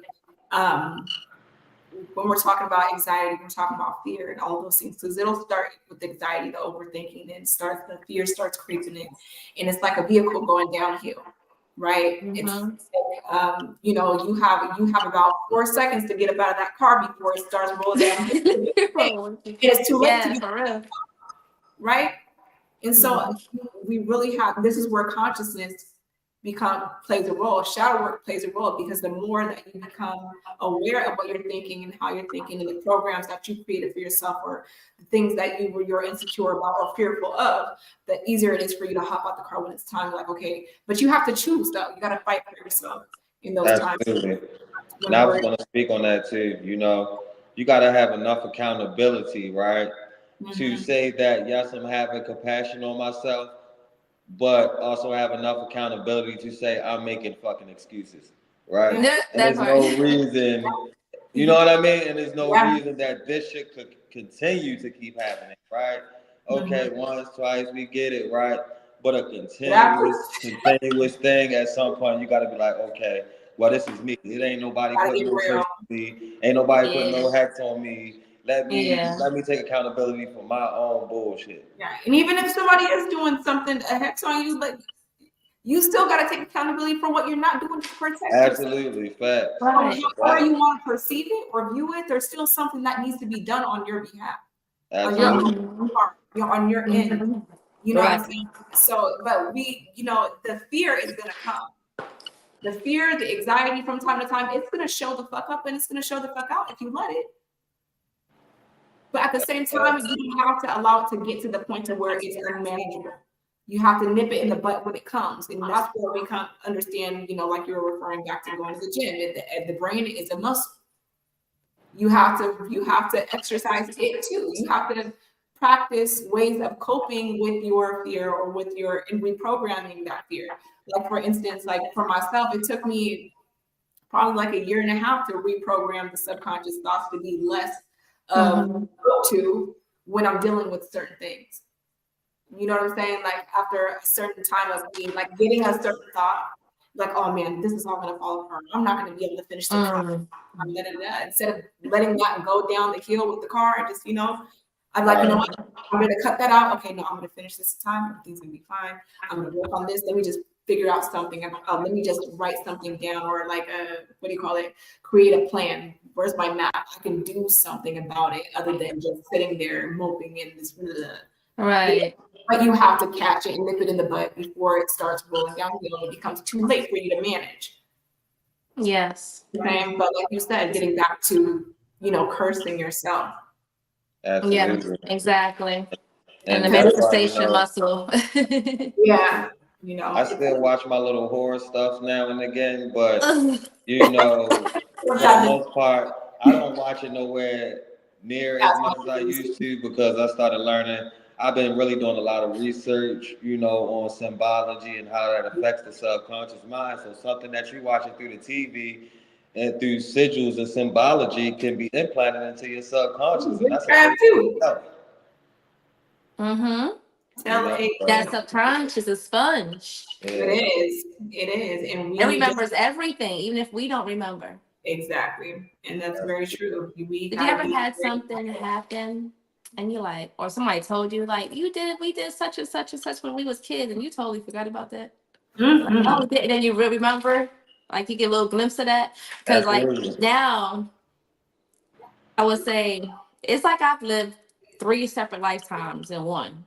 Like from my childhood up to 2019 was from my childhood to 2017 was one. Yeah. And then from 2017 to like 2000 and I would say 22 was another one. And then from 22 on now, it's like three different lifetimes. Like literally, like I No, don't I remember hear a lot of you. stuff from like my childhood. And somebody was Yeah. saying, "Remember we beat up such and such?" I'm like, "Oh, we did." Like, don't bring that up again. But my super subconscious remember that shit. Yeah, no, yeah. Like if I was in a situation again, I'm gonna like, yeah, it's like Oh man, that's funny. it's But like it's riding a true. bike. You know, you don't never forget. You know, even if you haven't ride it for years. That's how the super subconscious mind works. If anybody was like wondering, like, she's talking about the super subconscious mind, the subconscious mind. Now, super subconscious mind is a little bit deeper than the subconscious mind, but I'll let Kai talk about it. You know, It's funny. yeah, it's because I'm getting flashbacks. Of Real things. shit, real life stories. You know, but you know, the more that you be, like we were talking about, just being aware of, you know, what you say to yourself and how you speak to yourself, and just like, you know, of course, we know spirituality immediately is about awareness. You know, the more that you become aware of self, the more that you become aware of what's around you, and the more intuitive you become, the more you're in tune with the universe, the earth itself, and all those kinds of things. The more that you raise your consciousness. Yes. And in order to like dig up a lot of that, a lot of those, like, you know, because we learn based on what we saw as children, and how our parents coped with what they were dealing with, and we end up taking on those things and thinking that it was supposed to. If you had a parent that was always complaining about stuff, you're probably going to grow up always in a negative mentality, complaining about everything, you know, not grateful for, you know, and so just understanding where, I mean, that's another level, but just, I mean, you can bypass, I mean, to me, I feel like you can bypass the whole looking through like your and all that extra stuff to a degree. Phone went dead. If you're just aware of yourself. Okay. Yeah. Like how your way of thinking, your self-sabotaging coping mechanisms are interfering with your manifestations or your life in general, because, you know,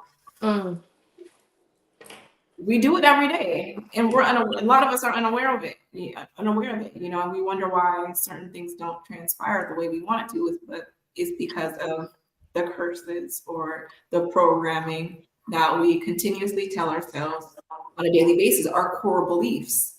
We got to find out our core beliefs. Those are the beliefs that are like what we were, you know, guys.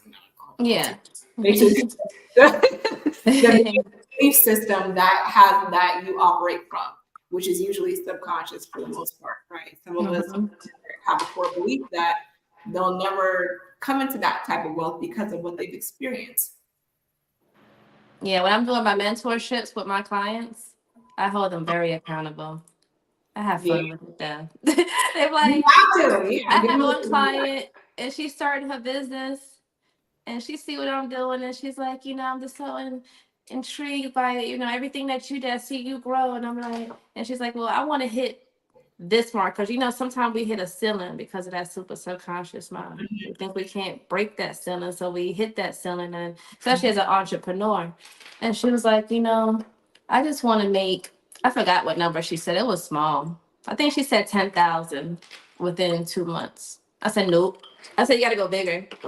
She was like, okay, 15,000. I said, nope. Looking at me like, at this point, she's like looking at me because we on video. And I was like, no, Spirit said bigger. She was like, okay, 20,000. He gave me more. He said, okay, 25. I was like, yeah, 25. Do you know she made $25,000 within, it wasn't 30 days. It was 32.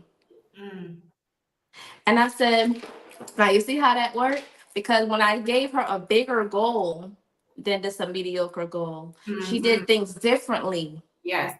To get to that bigger goal. She moved differently. She walked in a room differently.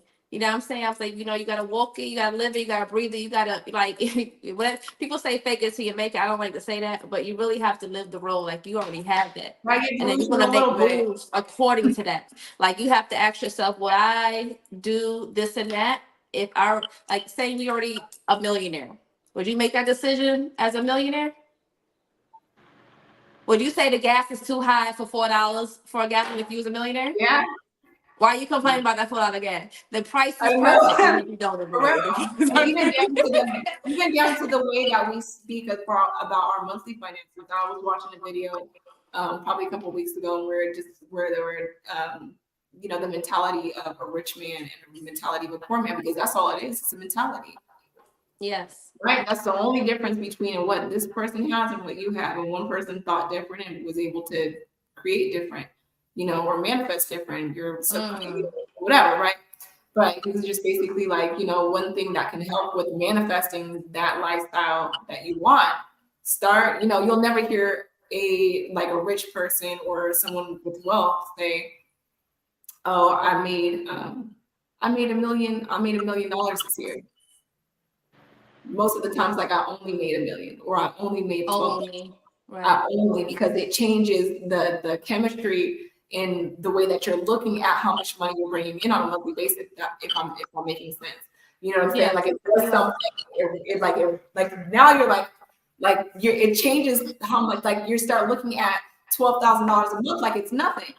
Yeah, literally. And so if I'm only making $25,000 a month. You're like, dang, that's not a lot of money. Therefore, it makes it much easier for you to obtain that. You hit the nail on the head. Right. Because now you're doing that because you want to, because a lot of people don't get to that 12,000 or 25,000 because they think it's too much money for them to obtain in 1 month. Because anything is possible when the universe is involved. You have to take yourself out of it. Yeah. Oh, I explained that right. I'm just you got to take out the how, the when, the attachment. You have to take that out. Because I noticed, you know, before moving into this house, right? You know, if y'all follow me for a minute, you know that I came from housing. Like before then, I'm gonna go before that. I'm gonna start at the housing. I came from literally paying $250 a month housing. I'm not too proud to let anybody know. It wasn't Section 8, but it was close enough. I mean, everything's included: my water, my lights. Shoot, I'm good where I'm at. I could have stayed comfortable when Spirit said, "Okay, now it's time for you to move." Now you manifested this house, and I could have moved out of there because I was almost in that state. Like, well, would I be? You know, I'm moving my kids all the way to another state, you know, like 4 states over. I don't know if I'm gonna be able to make it. Then Spirit's like, okay, well, you're not ready for what you asked for. You manifested this 5-bedroom house to the T, to the counters, everything. You manifested this shit. Now you don't want to move. Now you don't. Yeah. You gonna take that step forward? Okay, so I'm like, okay, I have to push through that because at the time I wasn't making the money I was making to afford a mortgage. Right. Lights. I'm not gonna name everything else, but I wasn't. It wasn't until I stepped into that role. And I was like, okay, I can't pay attention. And then, you know, the universe always provides. Soon as I started to trip on myself and worrying about little things or listening to people worrying about things, that's when I noticed that things have started to go down. And I'm like, oh, okay, gotta get back in the zone. Like I listen to Abraham, like, so I gotta get back in my vortex. For real. So you gotta get back in that shit. Yes. Whatever podcast you gotta listen to. I like my, you know, being in my essence. I like to, you know, that's how I meditate. I like to get in my essence, create, you know what I'm saying?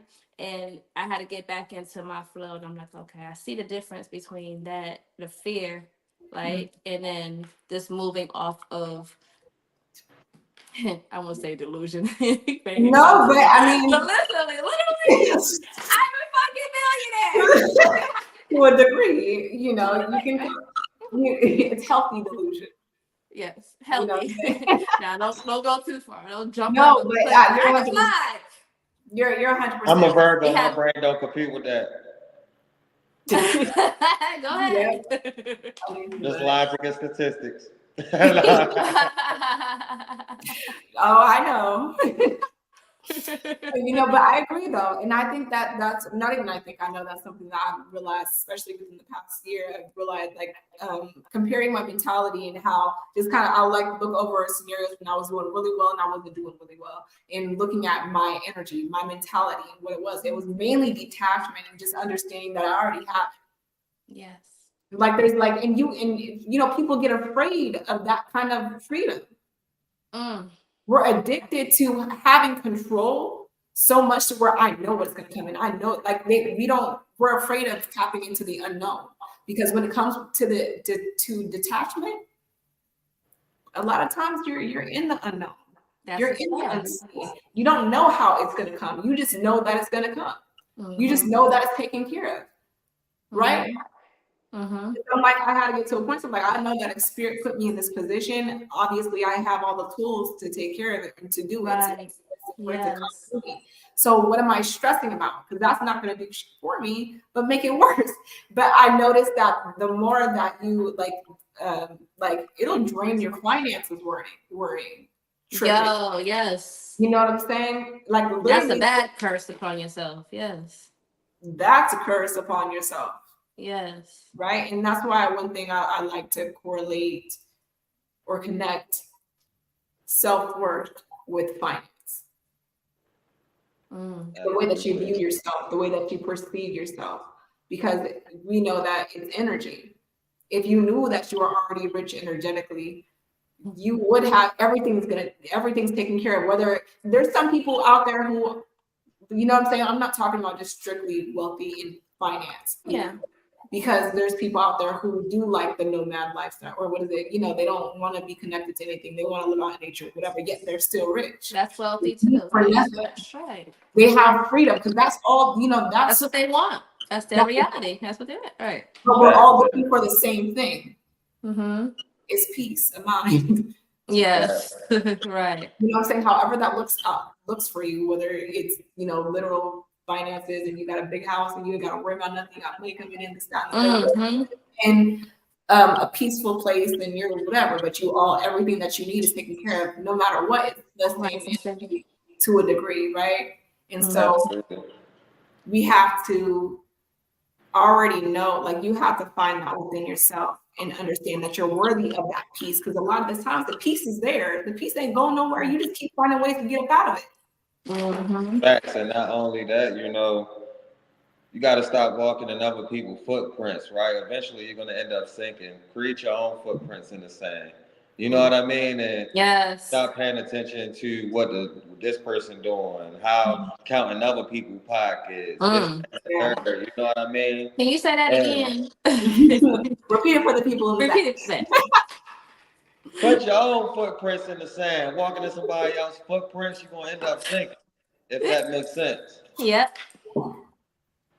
Because mentally you're draining yourself so much through the comparisons that you don't even know who you are, what you want to do anymore. You start losing yourself.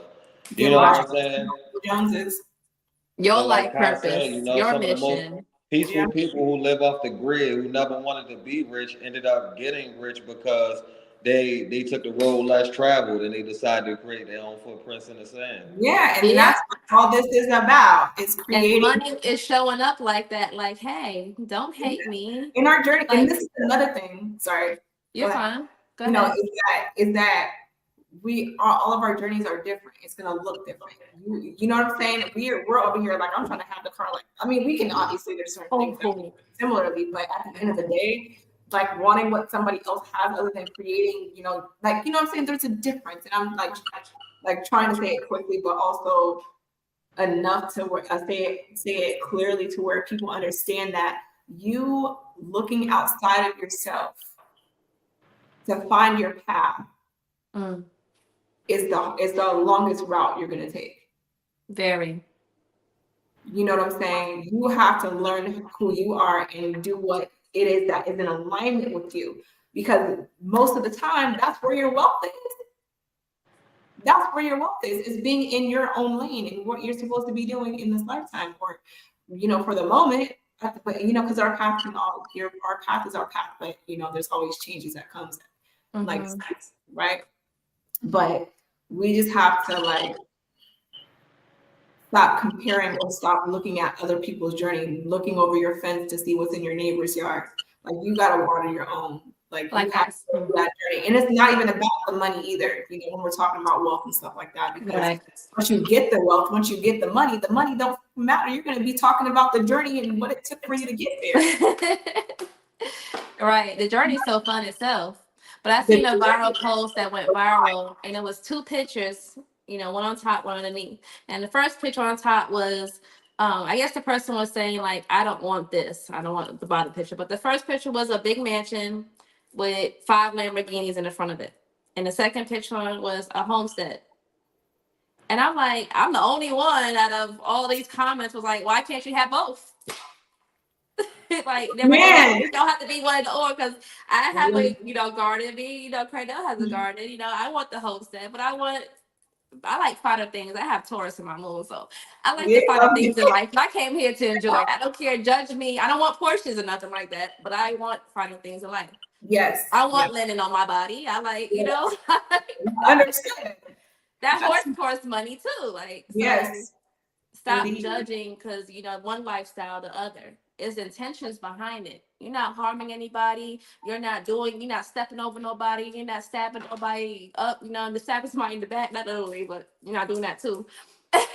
To obtain the money. The universe is not judging you and what you do with your money. No, because some of us are people are judging. Literally here for that reason and that purpose.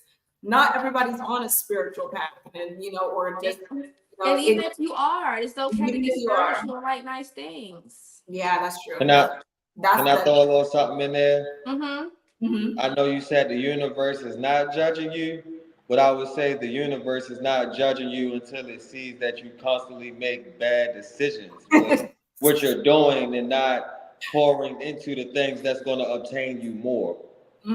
If that makes sense, right? Let's say if I got a fetish of keep buying Jordans, right? And I know I'm not putting no money into my business. Yes, my business is making money, but I'm not putting the money back into the business, right? Yes, the universe is not judging me, but my poor decision making forces the universe to teach me a lesson about how to be literal in my habits. You feel what I'm saying? You're gonna repeat the cycle, you know, and you're gonna experience mishaps and stuff like that, living like that too. It ain't gonna. Trust me, I learned so many That's times. That's your super subconscious mind, like, hey, you're doing this wrong. You're doing something that you know is going to lead you down the right path. That's your spirit guides. That's your ancestors. But when it comes to the universe, I believe things a little bit differently because I can get a little bit deeper on that. Let's say the analogy of, so we know we have the laws, right, of the universe, laws of physics and stuff like that. That's how the universe works. It's biased. So I hate to bring this analogy up. Nobody get offended. So let's say a little toddler walks off a cliff. The little toddler's gonna what? Fall, right? Gravity. That's how the universe works. If a bad person, a murderer, did the same thing, it's gonna fall, gravity, right? It's not to the universe, to those, it's the decisions you make. And those decisions ultimately is a powerful effect on how things are gonna go in your life. The universe is not judging. Because the universe is basically, you can do the I ams, affirmations all day, stuff like that, but what's in your heart? Yeah. That's the universe operating off of that energy. So it's not really the universe doing it. It's more so of yourself. You go back to self. Understood. And then when you like realize that you're only an extension of the universe itself, it's makes you know, you're, I guess, another thing to where you just realize, you know, what goes up must come down. You know, you think we're just human. We're only human. But we are. But you know, I think that that's you know, the ego. But that's another thing too. It's like, you know, not all of us, you know, it's just like stay in your lane. Stay in your lane. Do what you feel inspired to do. You know what I'm saying? If you feel like you're gonna be the next guru or the next Sanji or whatever his name is, you know, or freaking whoever, go after that. Do what's in alignment with you. Like we're all so many different paths for us all to be on, or that we're all on in general, right? It's foolish to think that we're all gonna, you know, that all of those paths look the same.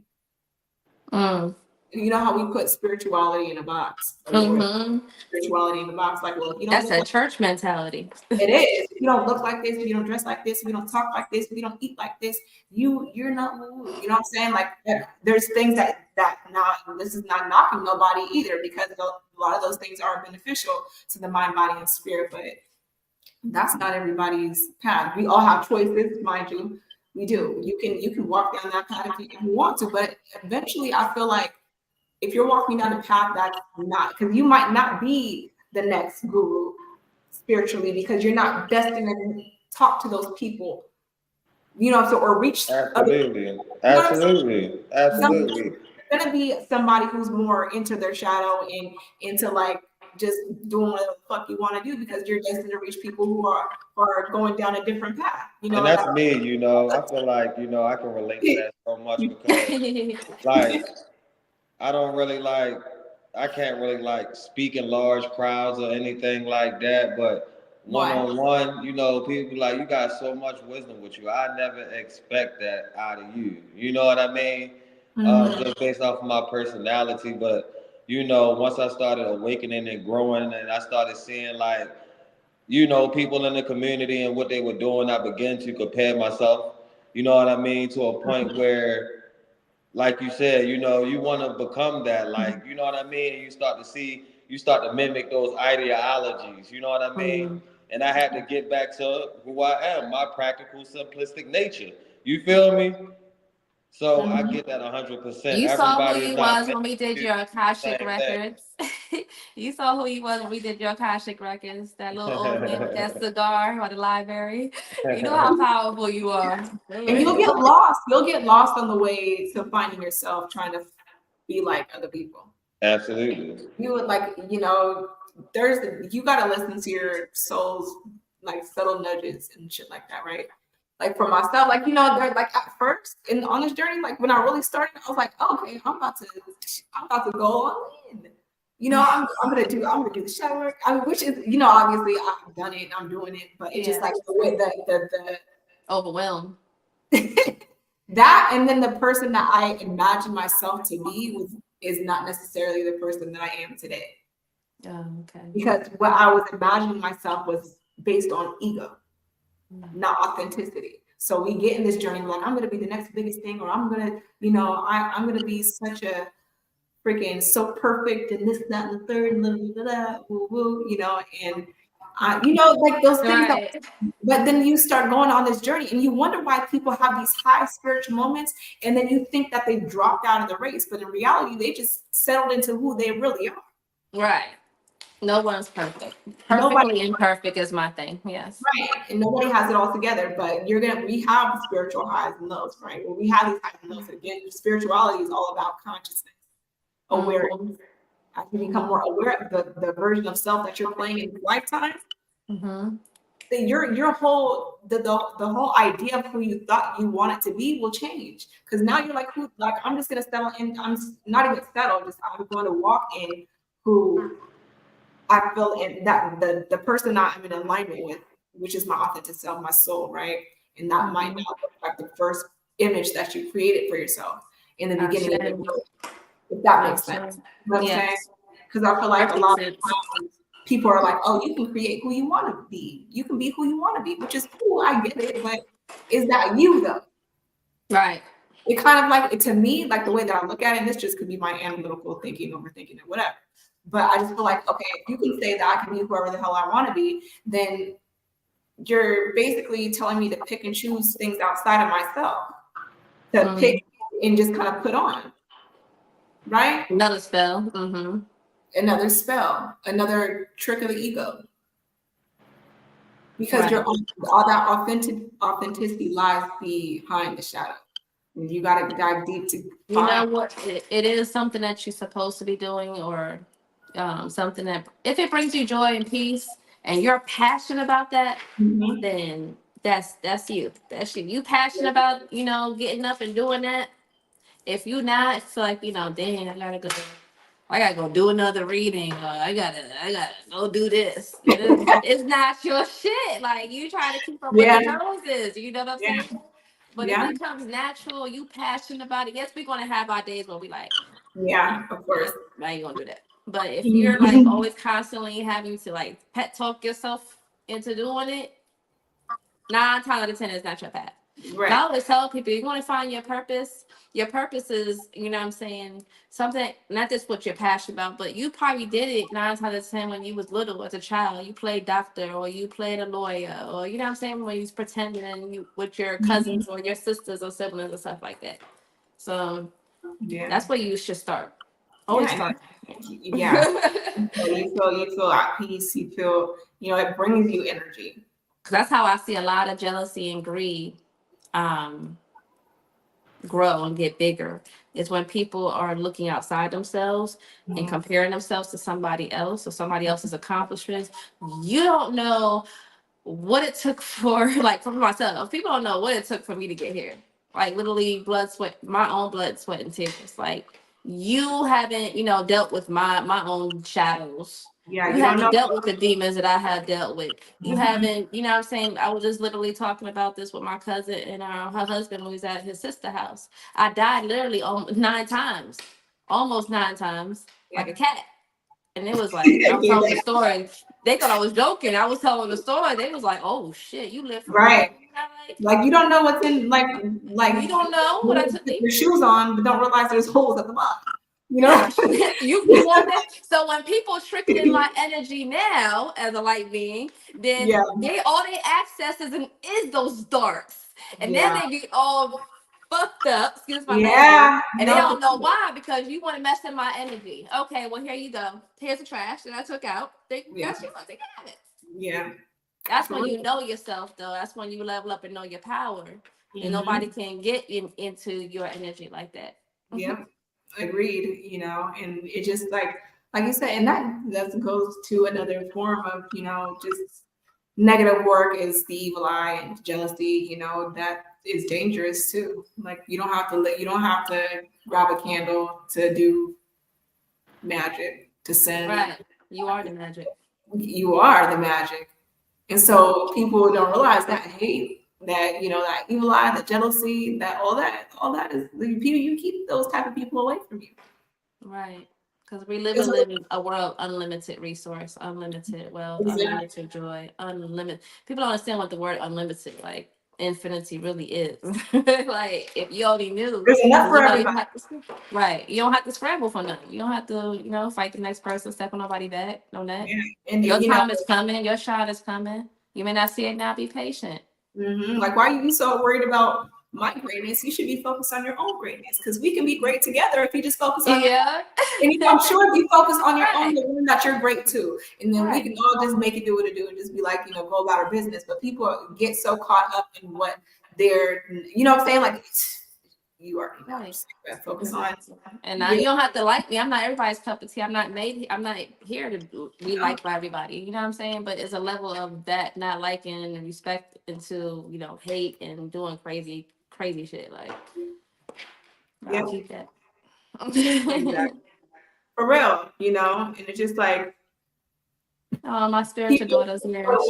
That's another thing why you should be worried. You should not worry. You should just be mindful of the people that you keep around you and what you tell them. Because as you're trying to manifest certain things in your life, and you tell certain people who don't wish you well or who are jealous of you, they're again, going back to that, we're constantly and consistently manifesting all day, every day, because that's just what it is. We're all constantly in a state of creation. Whether you make it intentional or you don't, that's on you. But when you're in a space where you're dealing with people or around people who are not and like don't have your highest good in mind, and they're like wanting what you have, and they don't want you to have certain things because they ain't got it themselves, while you're telling these people and you're trying to share your manifestations with them, and you're manifesting this reality for yourself, they're, by the way of their belief and their perception, you showing off, they're manifesting against you. You know what I'm saying? Yeah. So you wonder why, and because you're not, guarded, and you don't have, you're not protecting your energy and stuff like that by stealing all of your, pieces of your manifestation to all these people, eventually you start seeing holes in your manifestations, and it takes longer, and there's delays and things like that in that nature, because you were, what do you call it? not aware of. Right, it's open. We used to say in the hood, you just leave yourself open. Irresponsible Irresponsible, right. with protecting your energy, because we gotta, Right. I could say it all day. Just be mindful of the company that you keep, who you're telling your business to, and it's better to move in silence than to move out loud. Until you get to a point to where you know, but because at first, when you're like, getting into like the comfort, like getting comfortable with how to manifest, you know your own energy, you know how to protect yourself and those types of things. A lot of the time, a lot of things that are good for you, you should keep to yourself. In the beginning, yeah. In the beginning, because after a certain point, it's like you shouldn't give a damn, But beginning, when you're still finding it hard to keep yourself alive, and you're already struggling to manifest certain things, you don't want to tell a whole bunch of people what you got going on. No, facts. You know what I'm saying? Because some of us are that. I know I was that way. I'm like, oh, look what I got. And if you are like out there in the public, like you or I, if you're a content creator, if you're another practitioner or, a priestess or whatever, and you're out, you have a public page, let's say, for instance, and you're posting certain things, put protection up over that. Either you visualize it, set your intention. If you have to light that candle to do that, give that permission, then do that. I learned the hard way with that one. I think the first time I hit 1 million views or something, it was a post on Facebook. Oh man, all these different people, right? Oh man, yeah, it's crazy out there. Oh, we got balloons. What was that? Thank you. Thank you. Thank you. Right. I realized oh man, there is so much, and the energy got heavy quick, and I didn't realize you wanted to respond to people, didn't you? Yeah. Huh? You wanted to respond to people that left crazy comments? Man, no, it was more like it hit me there was so many comments for me to not to go into, but I just could tell I started getting flies in my house. I started getting, I just started noticing there was evil eye. I felt the energy. My energy got drained afterwards, and it was I had to take a few days off of social media, off of posting and stuff. And I was like, ooh, dang, I know that's crazy, but right. You don't realize how once you become more aware of how energy works, it's so easy to spot it out and how energy you know what I mean? I first went viral. I was ready though. I was like, yeah, come on with it. I know myself. I was trying to respond. I was like, you know what? If I get paid for your response, you're putting money in my pocket. So thank you. Reply with a heart. Hey, thank you. I be real sarcastic with it. Like the one the meme with the Teddy with the Care Bears going up. That was me. Thank you. Yeah. I had one. I don't know if it's a real gentleman behind that profile picture or whatever. It was a fake page, but they inboxed me to my, "You're not a goddess." That's what my name was. You're a goddess, and I was like, "Okay, whatever you say." Block. You want me to You're like, okay. I know who I am. Like, what? It's crazy how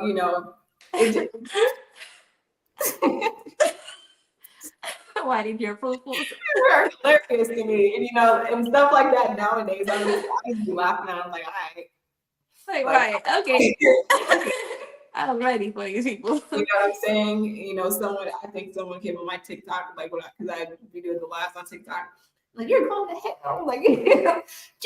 Okay, right. What were you saying? I was like, yeah, all right. I rebuke that. No, for real, speak for yourself. Probably live in hell. Okay. And I don't know if this was a church thing, or was it literally in the Bible where they're like, you can't tell people they're going to hell. That's right. That. It's really in the Bible for real too, yeah. Yeah, I could have sworn it was. Whatever. They're talking about my crystals is evil. I'm like, well, take off that diamond ring that you got on your head. That's a damn crystal. That's a blood diamond. I'm like, yeah, I already responded to you. I'm not giving nobody my energy. That'd be energy. But they were that's another thing. They were wearing, they had the breastplates with crystals on it. The kingdom of God had as jasper and different crystals on it. Mm-hmm. Yeah, because they just had rocks in their damn, for looks, for you. But anyways, it doesn't matter. Anyways, right. Yeah. But at the end of the day, it's, you know, protecting your energy, being aware of, you know, how it's a real thing, man. Matter of fact,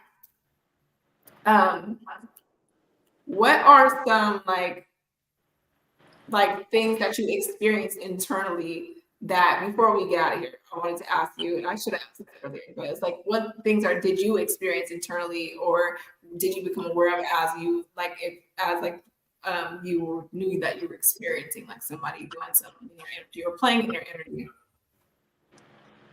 Now, literally, I don't have to feel it. It's so much. It's crazy because since the portal, we still in the portal. Well, we got in the portal around 12, right? But we still in the shadows. But during this portal, the Lionsgate portal, whatever, I just made a post about it. It's scary, but yet it's gratifying the same way because I can literally see through people. Like literally, I go to the store, I feel energy much more potent. I can't turn it off like I would normally could. Do a picture, I could see I could just see their energy off of that aura. And like literally now, Spirit just showed me awareness, like to be aware of certain individuals. And I see certain things coming from people. Like they might not be doing no hexes in person. It may be just like literally fake love. Yeah. And I already see it coming, but I gotta let it play out. Yeah. I'm aware already. Yes. So now I don't feel people playing in my energy. Recently, I did have somebody try playing my energy. That was really all over social media, but that's neither here nor there. But I ain't worried about that. That's light work. But they going through their own battles. I ain't gotta do shit. Okay. But it's that. It's other stuff, and like I'm just like, okay, I see it. Yeah, it's like a download. Yeah. It's like literally like, you know, you said it earlier. You said not astral projection, but remote viewing. Yes. But I see it like I literally see like a screen, like a movie screen. I would see shit. I'm like, oh, that's nice. I wish they don't need to get into the dream world, you know, but for me now, it's like a random ass thought. It comes through now, but it's not a trauma thing. No, it's clear. Yeah. Yeah. And I did get I'll just get in, I'll be going through my day and then like I'll get a spirit like somebody's like playing anything You're not tripping? Yeah. You know, but it's so random to me now, you know, but before, you know, now that I feel like I've ascended past, you know, like that kind of like, you know, to an extent. Crandell already had this already. He's like, I'm so proud of you because I'm always like so trusting and open with me. He was like, well, now you see. Yeah, I was like, yes, I do. That was my biggest thing, right? And and I know this may sound weird to some may get it, but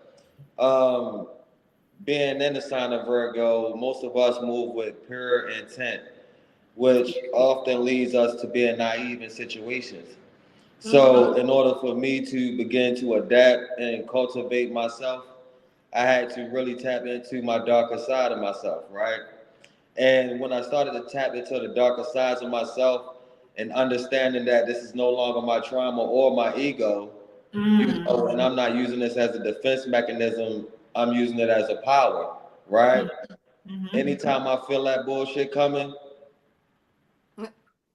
I feel a little angry, right? But I know that's only the darker sides of me trying to protect me from certain energies, right? So I don't move out of malicious intent. But when I say I'm gonna really put the demons on you, that means that they coming for you, not because I'm sending them. They just coming for you because they trying to protect me, if that makes sense. Oh, absolutely. You know, people like, again, you know, this is the thing. I was guided to do like one return to sender, and I ain't been bothered since. You know, but there has been attempts after, right? But because I feel like at the end of the day, you know, knowing that, because I didn't do nothing at first. I just kind of like allowed things to just play the fuck out, and I was like, what? you know, but once certain individuals that were around me got involved, like, you know, like my children, that's when I'm like, all right, you know, this is what I'm gonna do. I asked my spirit team, and that's what I did. And you know, that's another thing. What do you think about tethering? The what? Tethering. Tethering, please explain. To where like certain like individuals like that are into like magic or who do like baneful or harmful magic in any way, what they'll do is that, say for instance, you know how like you can do a return to center and it could be a trap. And they tether that energy back to you. Oh, back, yeah. You know what I'm saying? Okay. That's when your intuition kicking, don't do it, right?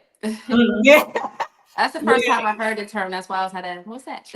Yeah, that's the technical term, but yeah, so it's just like some people take usually it's, you know, the other people, but it's like they'll basically do the work and they'll take that energy to where it takes the energy off of them and it sends it to someone else kind of energy. So it's this. Oh, that's nasty work. Nasty work. Mm-hmm.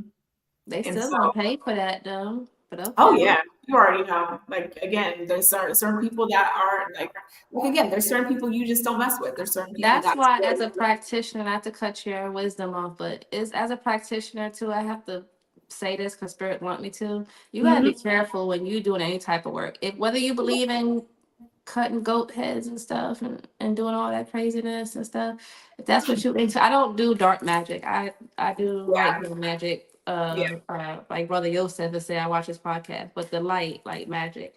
But if you're doing something like that, make sure that you're doing it for the right side.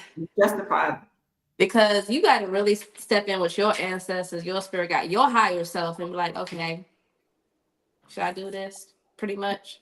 Because if not, you gonna get up in the next to something that you and it might not. And this is the thing. Again, like I was saying earlier, it might not hit you this month. It might not hit you next year. It can hit you 10 years later. Your children. And not only that, right?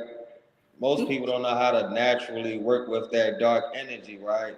So you have to understand that you have to first defeat that entity in that part of yourself before you can even work with it, right? So with that being said, yes, the entity will do you the favor, but guess what? You're gonna have to keep feeding it and feeding it and feeding it and feeding it because you haven't cultivated a true sense of, yes, I have this darkness in me, but my light is in dominance, right? You feel me? And once you begin to keep feeding it, once it's done with you, it's gonna spit your ass right on out. Yeah. You know what I mean? No, but for real, that's so like that's like at this point in my journey, I'm just like, I don't do any of that type of stuff at all. No, I don't. I will never. That's why I said anybody that does, disclaimer, I don't do that. Yeah, so exactly. And it just, I think that, you know, to me, you know, I was happy when I did the return to center. Don't get me wrong. I was like, the only time I would approve of it is in war tactics against, elites, against the ones that ultimately have this, shadowing and curse over us as a collective. If we all came together collectively to do that, to really stop the bigger problem at hand, that's the only time I would be speak on it. Because that's what it was used for. Voodoo and voodoo was used during ancient times in war. How you think the Haitians won the war, right? So that's the only time I would approve of that. You feel what I'm saying? But just to be out here doing it willy-nilly on people, not the willy-nilly. I was thinking about what's the name? The one that was lip singing. I was thinking about that girl. I can't think of it right now.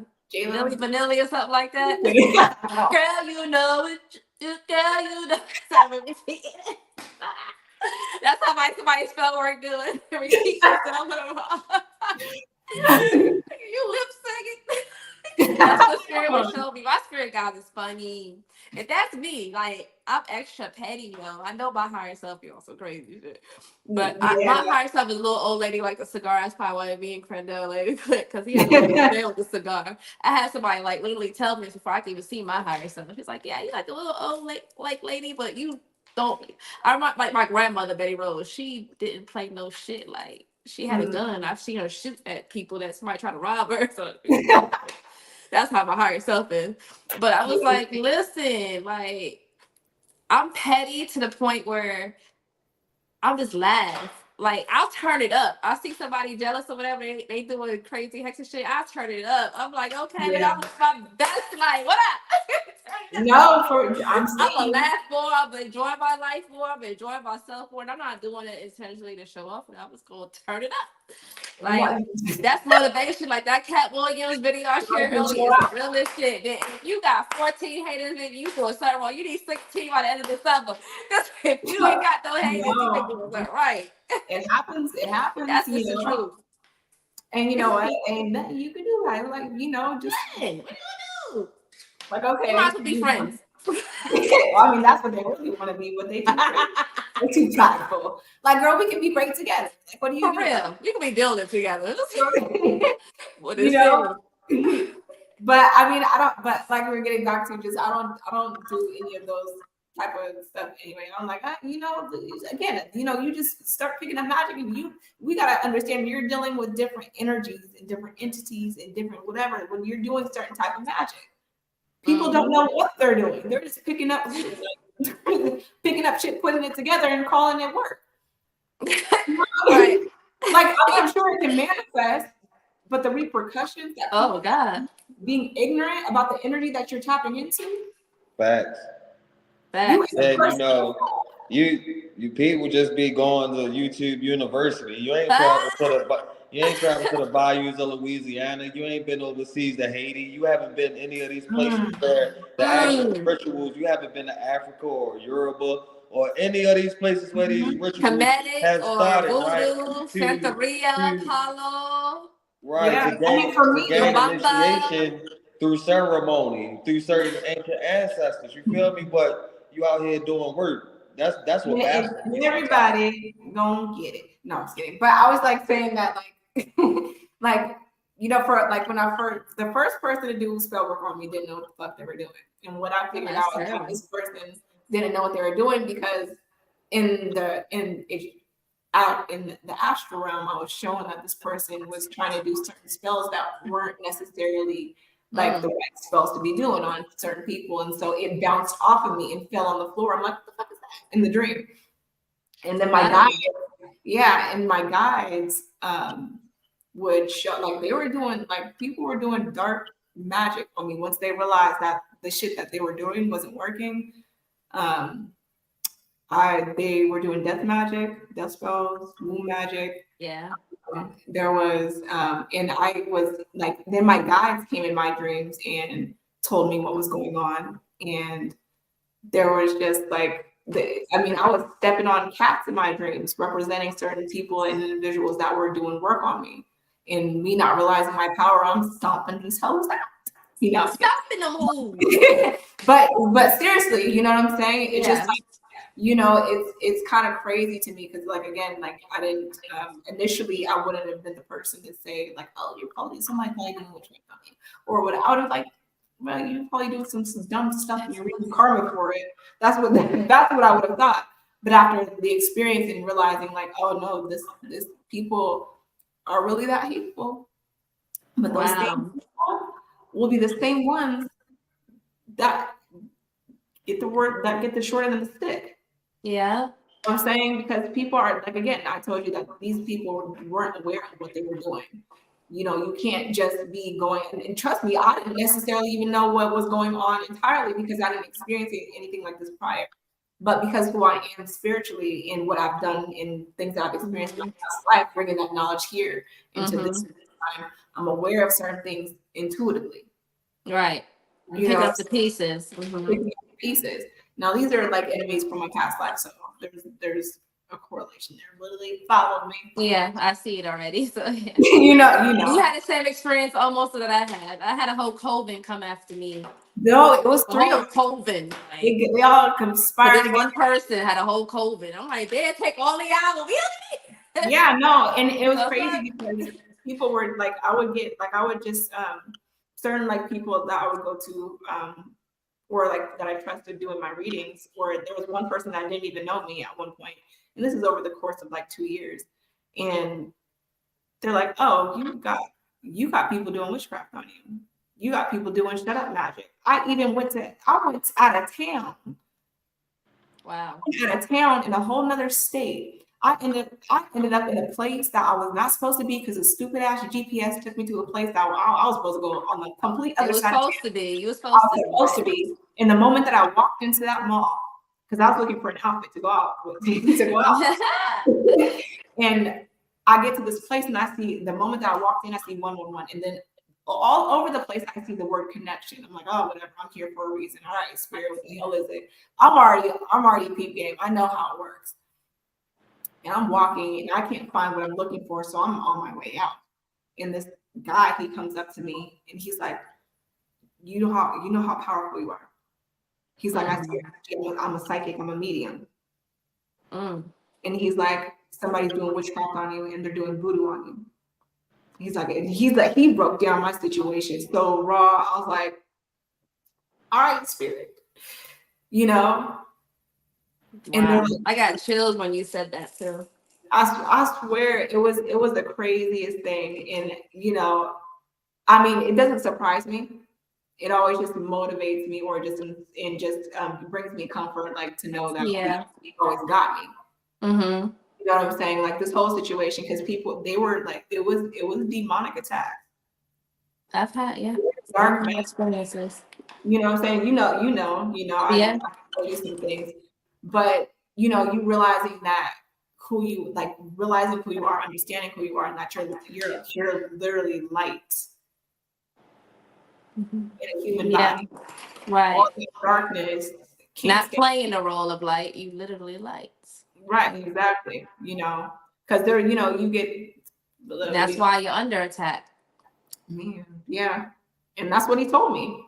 He's like, you know, I have a destiny here. My destiny is, you know, there's entities and people and this, that, and the third that don't want me to reach my full potential or to get to where I am spiritually, energetically, in the physical, whatever, you know. But I realized at that moment, like, dang, you know, it just opened my eyes a lot more, because things like this happen to me often when I'm going through spiritual warfare.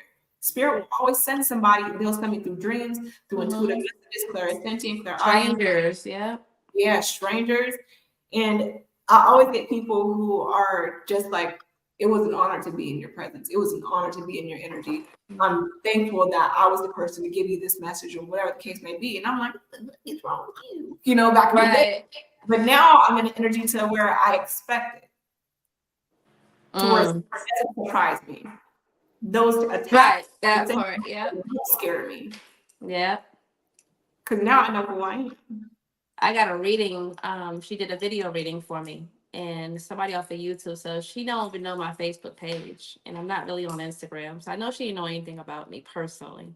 Yeah. When I said she read me, and she told me details that, because I just said, give me a reading on this person, or just give me a reading in general, like what's going on. When she gave me details like she gave me, I was like, this is truth. And sometimes she go off the handle, like he was saying, like projection, some of your situations. I could tell when she's, you know what I mean? Yeah. But that personal reading that I got, like, what the? And she was like, yeah. She said, you know, this person going to have certain followers, and certain people going to see through the bullshit. But the ones that see through the bullshit is the ones that need to rock with you. The ones that don't need to. And she just brought her to tea. I was like, I kept that motherfucker. I was like, you know, but don't you love that? I love it. I love it. Because I do it for people. I'm like, exactly. Don't tell me shit. Tell me after the reading's over. Exactly. Because I remember me getting like one that I asked Spirit. I said, look, and this was before I kept just getting dreams. I didn't have any physical proof that anybody was doing stuff on me. right? So I end up making a deck that had like certain things in it that can give me clarity on what was going on. And I kept getting like the spell work and this, that, and the third. And I thought I was tripping. So I was like, okay, whatever, you know. But then I found a reader who kind of specializes in more karmic energy. And at least that's what I say. She don't say that, but I know that's what it is. Right. But I asked her, I was like, look, I need you to confirm this for me. So I know that I have like some kind of solid, like something outside of me, because I don't know, I don't have any knowledge. We question ourselves, right? Exactly, you know. And so, man, she came out so quick with it. She's like, she didn't waste no time. Right, I love it. Mm-hmm. And there was 2 people who confirmed the death magic. No, 3 people who confirmed the death magic, the shut up spells, the womb magic, all of the above. Yeah, they were doing all of this. No, for real. It was wild. It was wild. That's why I kind of drew back from social media at one point, because I'm the type of person, I like just to, you know, whatever. I just had to kind of move in silence for a minute, because at that moment I was realizing that they were watching what I was doing, and anytime something good was happening for me, or I felt like they were like in it, there was like I felt the energy shift. So there was a lot of things I was becoming much more aware of. It forced me to be more aware of my body, my mind, my environment, the people I keep with. Like, it forced me out of like the level of slumber that I was still in. You know what I'm saying? Mm-hmm. So like there was like that's for somebody. Hope y'all taking notes. For real, on everything. And I had like a dream to where there was like a spiritual hitman. It was a lucid dream, and I knew whoever this was put me in a jar. Because I was in a jar, I was in a glass house, and that's how I was like, okay, I know I'm in a jar. I know somebody put freaking my name and whatever else in a jar and did what they wanted to do, right? And I went outside this glass house, and there was fog that was coming in, and I was like, what the hell was that, right? In the dream. And then the fog turns to entities, and the entities snatches me up and pulls me into the fog, and I start going unconscious in the dream. Mind you, foggy conscious. Right. Before I got into this dream, I was awake. Before I fell asleep, I was awake, right? I was like sitting, I was like on my phone, I was happy, I was chilling, I was laughing at something on TikTok. I'm just in my own energy. Instantly flipped my energy, and it scared me. This was the first instance that was that enough for me to like whoa. And I got up and I sat up, I was like, Spirit, what the fuck is that? I know that's not my energy. And I'm like, okay, let me go figure out. I went to go get the deck that I got from you. And I got dirt. Oh, yeah. Yeah, that's right. And the dark entities card did come out, right? Ooh, when that card came out, yeah. Mm-hmm. Yeah, and so, but I couldn't think. I couldn't look at the cards. What card is that? It was so much going on out of nowhere. It happened so fast, and I fell asleep and I went into that lucid dream. Now, once the fog took me under, I was going unconscious in the dream. Because they was trying to mess with your mind. That energy instantly put me to sleep. I couldn't think while I was pulling the cards, and I told you I couldn't think or anything. I end up. That's this one, yeah. Dark entities. See how crazy that card looked? That crazy was. It was not playing. And I said, Spirit, okay. I was like, you know what? I need to go to sleep. I can't think. And I instantly went to sleep, and I instantly went into a lucid dream, and that's what happened. And so it pulled me into this fog, and I was like, Spirit. I was like going unconscious. I was falling asleep in the dream. Mm-hmm. And then there was the last bit of life force I felt like I had in a dream. I came out, I was like, I said, Spirit, ancestors, and guides, I asked that my light shine so bright that these dark entities flee from me. And this big ass light just burst out of me, and all the entities flew, and I ran back in the house. In this dream, in this glass house. Right? And I'm standing in this house, and I'm asking everybody else, y'all don't see what's outside? Y'all don't see this? What Like nobody in the house seen anything. Everybody was just going about their business. It was just meant for you. Right. And so while I'm looking outside watching these entities, this fog turned, and they're just like fucking with the window. And there's this guy that comes in outside the window, and he looks at me, and he's like the energy is like, I'm about to kill you. Right? He starts throwing these darts at me. And these darts are spiritual darts because they're going through the wall. They're going through, and I realize these are darts that shamans can see in a dream state. And that's how I realized I was a shaman, or found out through a dream state. And so he was throwing these at me, and they're like, look like tranquilizers. And so, but I was picking them up and I was throwing them things back. You know what I mean? And so basically we were going through this thing until he realized he wasn't winning this war, and he went away.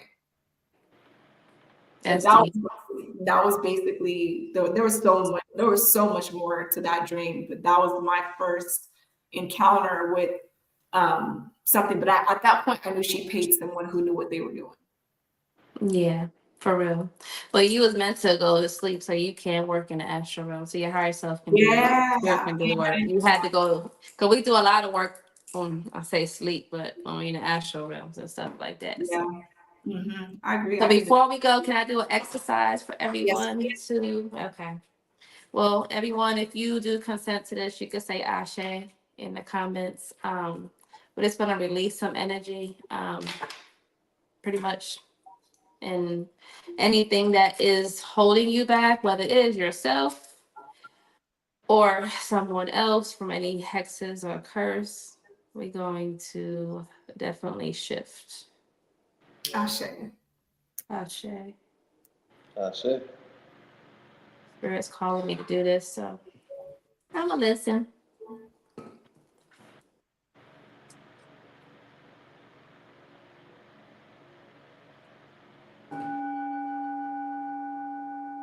It's a quick exercise, so you can say it with me. You could just say it to yourself. Source, I give permission to end all simulations of spiritual attacks, witchcraft, root work, evil eye, and so it is.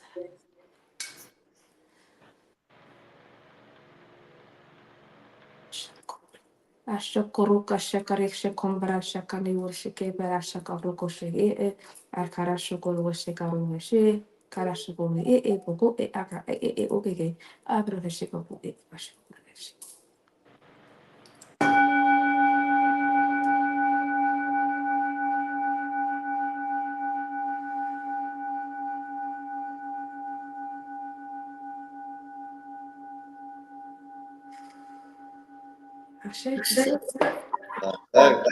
I have my crown chakra. I say, yeah, thousands of dollars. So you needed that. Let us know in the comments how you feel, where you feel it, if you feel anything. If you wanted to read this, you didn't have anything on you, or your heart chakra is blocked off from feeling emotions. I felt a little. I felt it for sure. I felt all that. Okay. Beautiful. Ashe. Well, thank you guys for tuning in. This is the end of our video or our live, I should say. But yeah, thank you guys for tuning in. If you guys enjoyed the live, you guys can always remember, you guys can go to Kozmic Konnectionz on our Facebook page and leave a review. Follow us or subscribe on YouTube, Facebook, and also us individually, which you guys can find us on Facebook. Other than that, thank you guys for tapping in, and I hope you guys have a good night. Peace. What I'm saying is you can't rush my greatness. I've been elevating daily on a mission for my people. All the love I've been receiving, got me oh so dedicated to uplift the